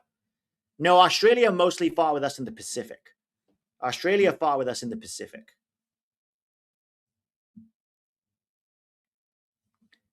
Pete, how did you become a fan of the USMNT? Did you become a bigger fan when you begin the channel? No. I mean, I've been a big fan since 2002, watching that World Cup. I watched that 2002 World Cup. After that win against Portugal, the game against Mexico, I was a serious fan. And I was living in Thailand at the time. So I was watching the US at all kinds of fun hours because it was in Asia. It was in Korea and Japan. So it was great hours. I was getting people to watch it in school. I got a bunch of my Thai friends to be fans of the US because a lot of them were rooting for Brazil or Argentina. Because, in Asia, those are like the popular teams, Brazil and Argentina. And I was like, no. So in school, I was like, no. No. We got to support the US. And I basically bullied all my Thai friends into becoming USA fans. And they actually became fans. Like after that, Landon Donovan scored that goal against Mexico, the whole classroom got up and started chanting, USA, USA. All these Thai kids were like losing their minds, painting American flags on their faces.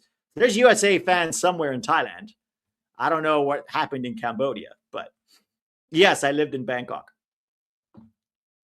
But I didn't become a bigger fan when I started the channel was more of a way, an outlet for my fandom and finding a community online of people who wanted to be, wanted better coverage than we were currently getting in other places. Mentioning Vietnam, Laos, and Cambodia were really affected by the war because of unexploded US munitions. Kissinger is a war criminal. Oh, 100%. We had no business being in Vietnam. Vietnam and Cambodia and Laos, for a long time, they still had unexploded mines. Liao, goal, 5-0. Easy finish for Liao.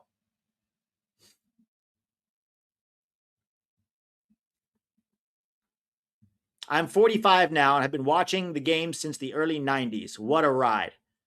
Yeah, it's been a crazy ride. Poor Uzbekistan, man. Poor guys. Yeah, no, 100%. Since World War II, has the US had a just war? No, we have not. We've not had a just war. All of our wars have been about resource grabbing and regime changing.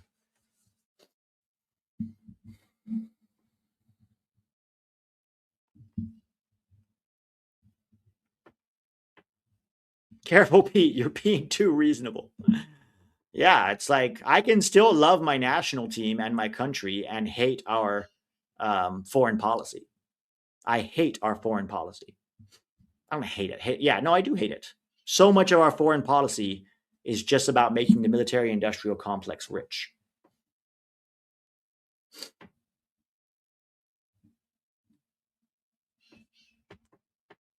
Maybe the first Gulf War in 1990, we stopped Saddam insane. Yeah, I guess they started first by invading an ally, which was Kuwait. So I guess in that sense, pushing them out of Kuwait was probably fine. But then after that, what did we do? Right?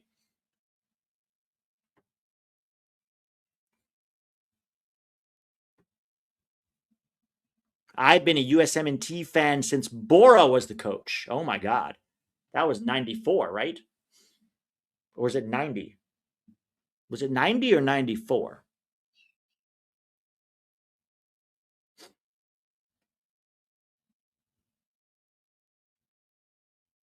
How would you celebrate if we beat a big team in the quarterfinal? The same way I celebrate every win. Just excited, do the live, the post game live here.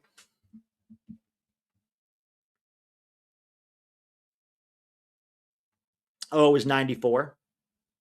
Whose jersey are you wearing? It's the old retro jersey from 94. I mean, it's a replica of the retro jersey. It's not the actual jersey. It's a replica of it.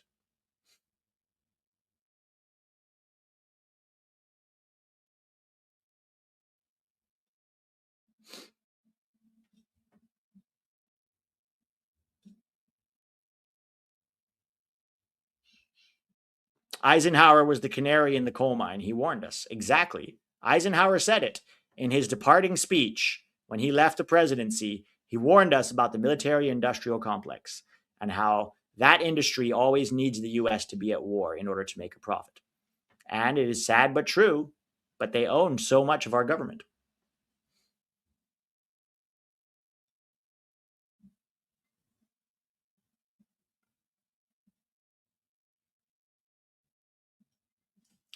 I love that with Portugal winning, the streams become so boring.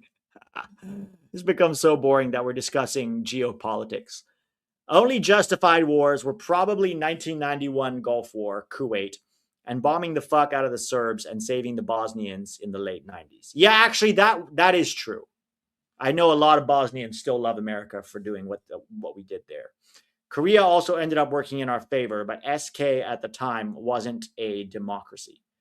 Yeah, the problem with everything is, and this is where it becomes really tricky, is so many times there's benefits to doing what we do, but that doesn't make them morally right.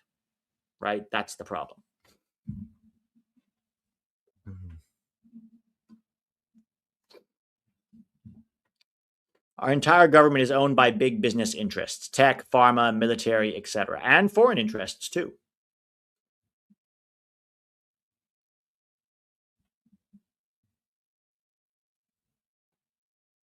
Balkan Wars was the first and only time the US and Russia cooperated on a joint mission. I mean, we didn't cooperate on a joint mission in World War II, but we were on the same side in World War II. What do y'all think of having a college atmosphere at a soccer game? I would love it. I would love that. I think we should get more, we should play in more college stadiums and get their fans.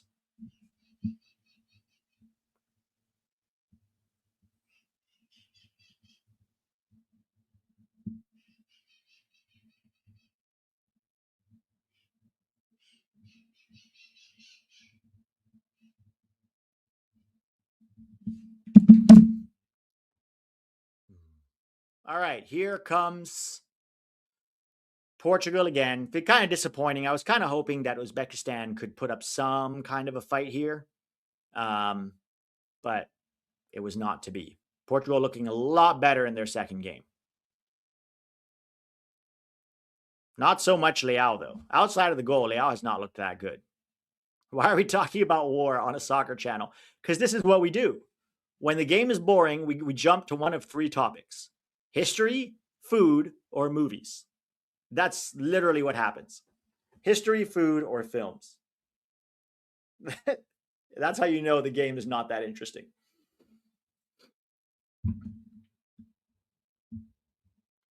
Seattle game was a pretty college-like atmosphere. The stadium singing Country Roads gave me chills.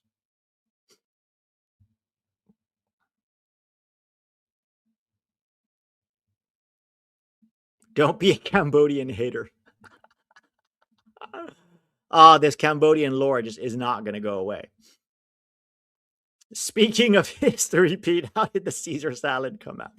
That's a Gold Cup joke for all of you who were here since the Gold Cup.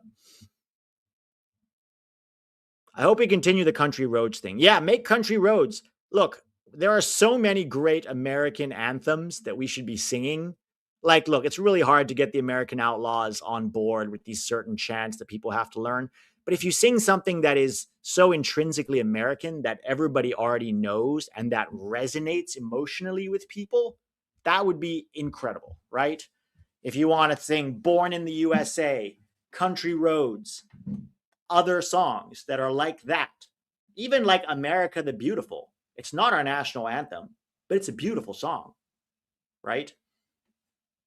So many good American classics that like are not known only in America, that are known around the world, right? Like these songs are so easily recognizable, people connect to them emotionally, and they create great atmospheres. Put your top number one American anthem in the chat that you want us to sing at games. Classic American song. American Pie, though, is not a great song because it's sort of anti-American. Bye bye, Miss American Pie. Drove my Chevy to the levee, but the levee was dry, and good old boys drinking whiskey and rye, saying this will be the day that I die. It's not really a rah rah song, you know. But Country Roads, Born in the USA, Rocking in the Free World, Americana. I don't know about American Kana, but Americana. By Americana, are you talking about Welcome to the New Americana, high on legal marijuana? I don't know if that one has quite the same appeal. God Bless the USA is not bad. Living on a Prayer is a good one. That's a really good one also. Whoa, we're halfway there. Whoa, living on a prayer.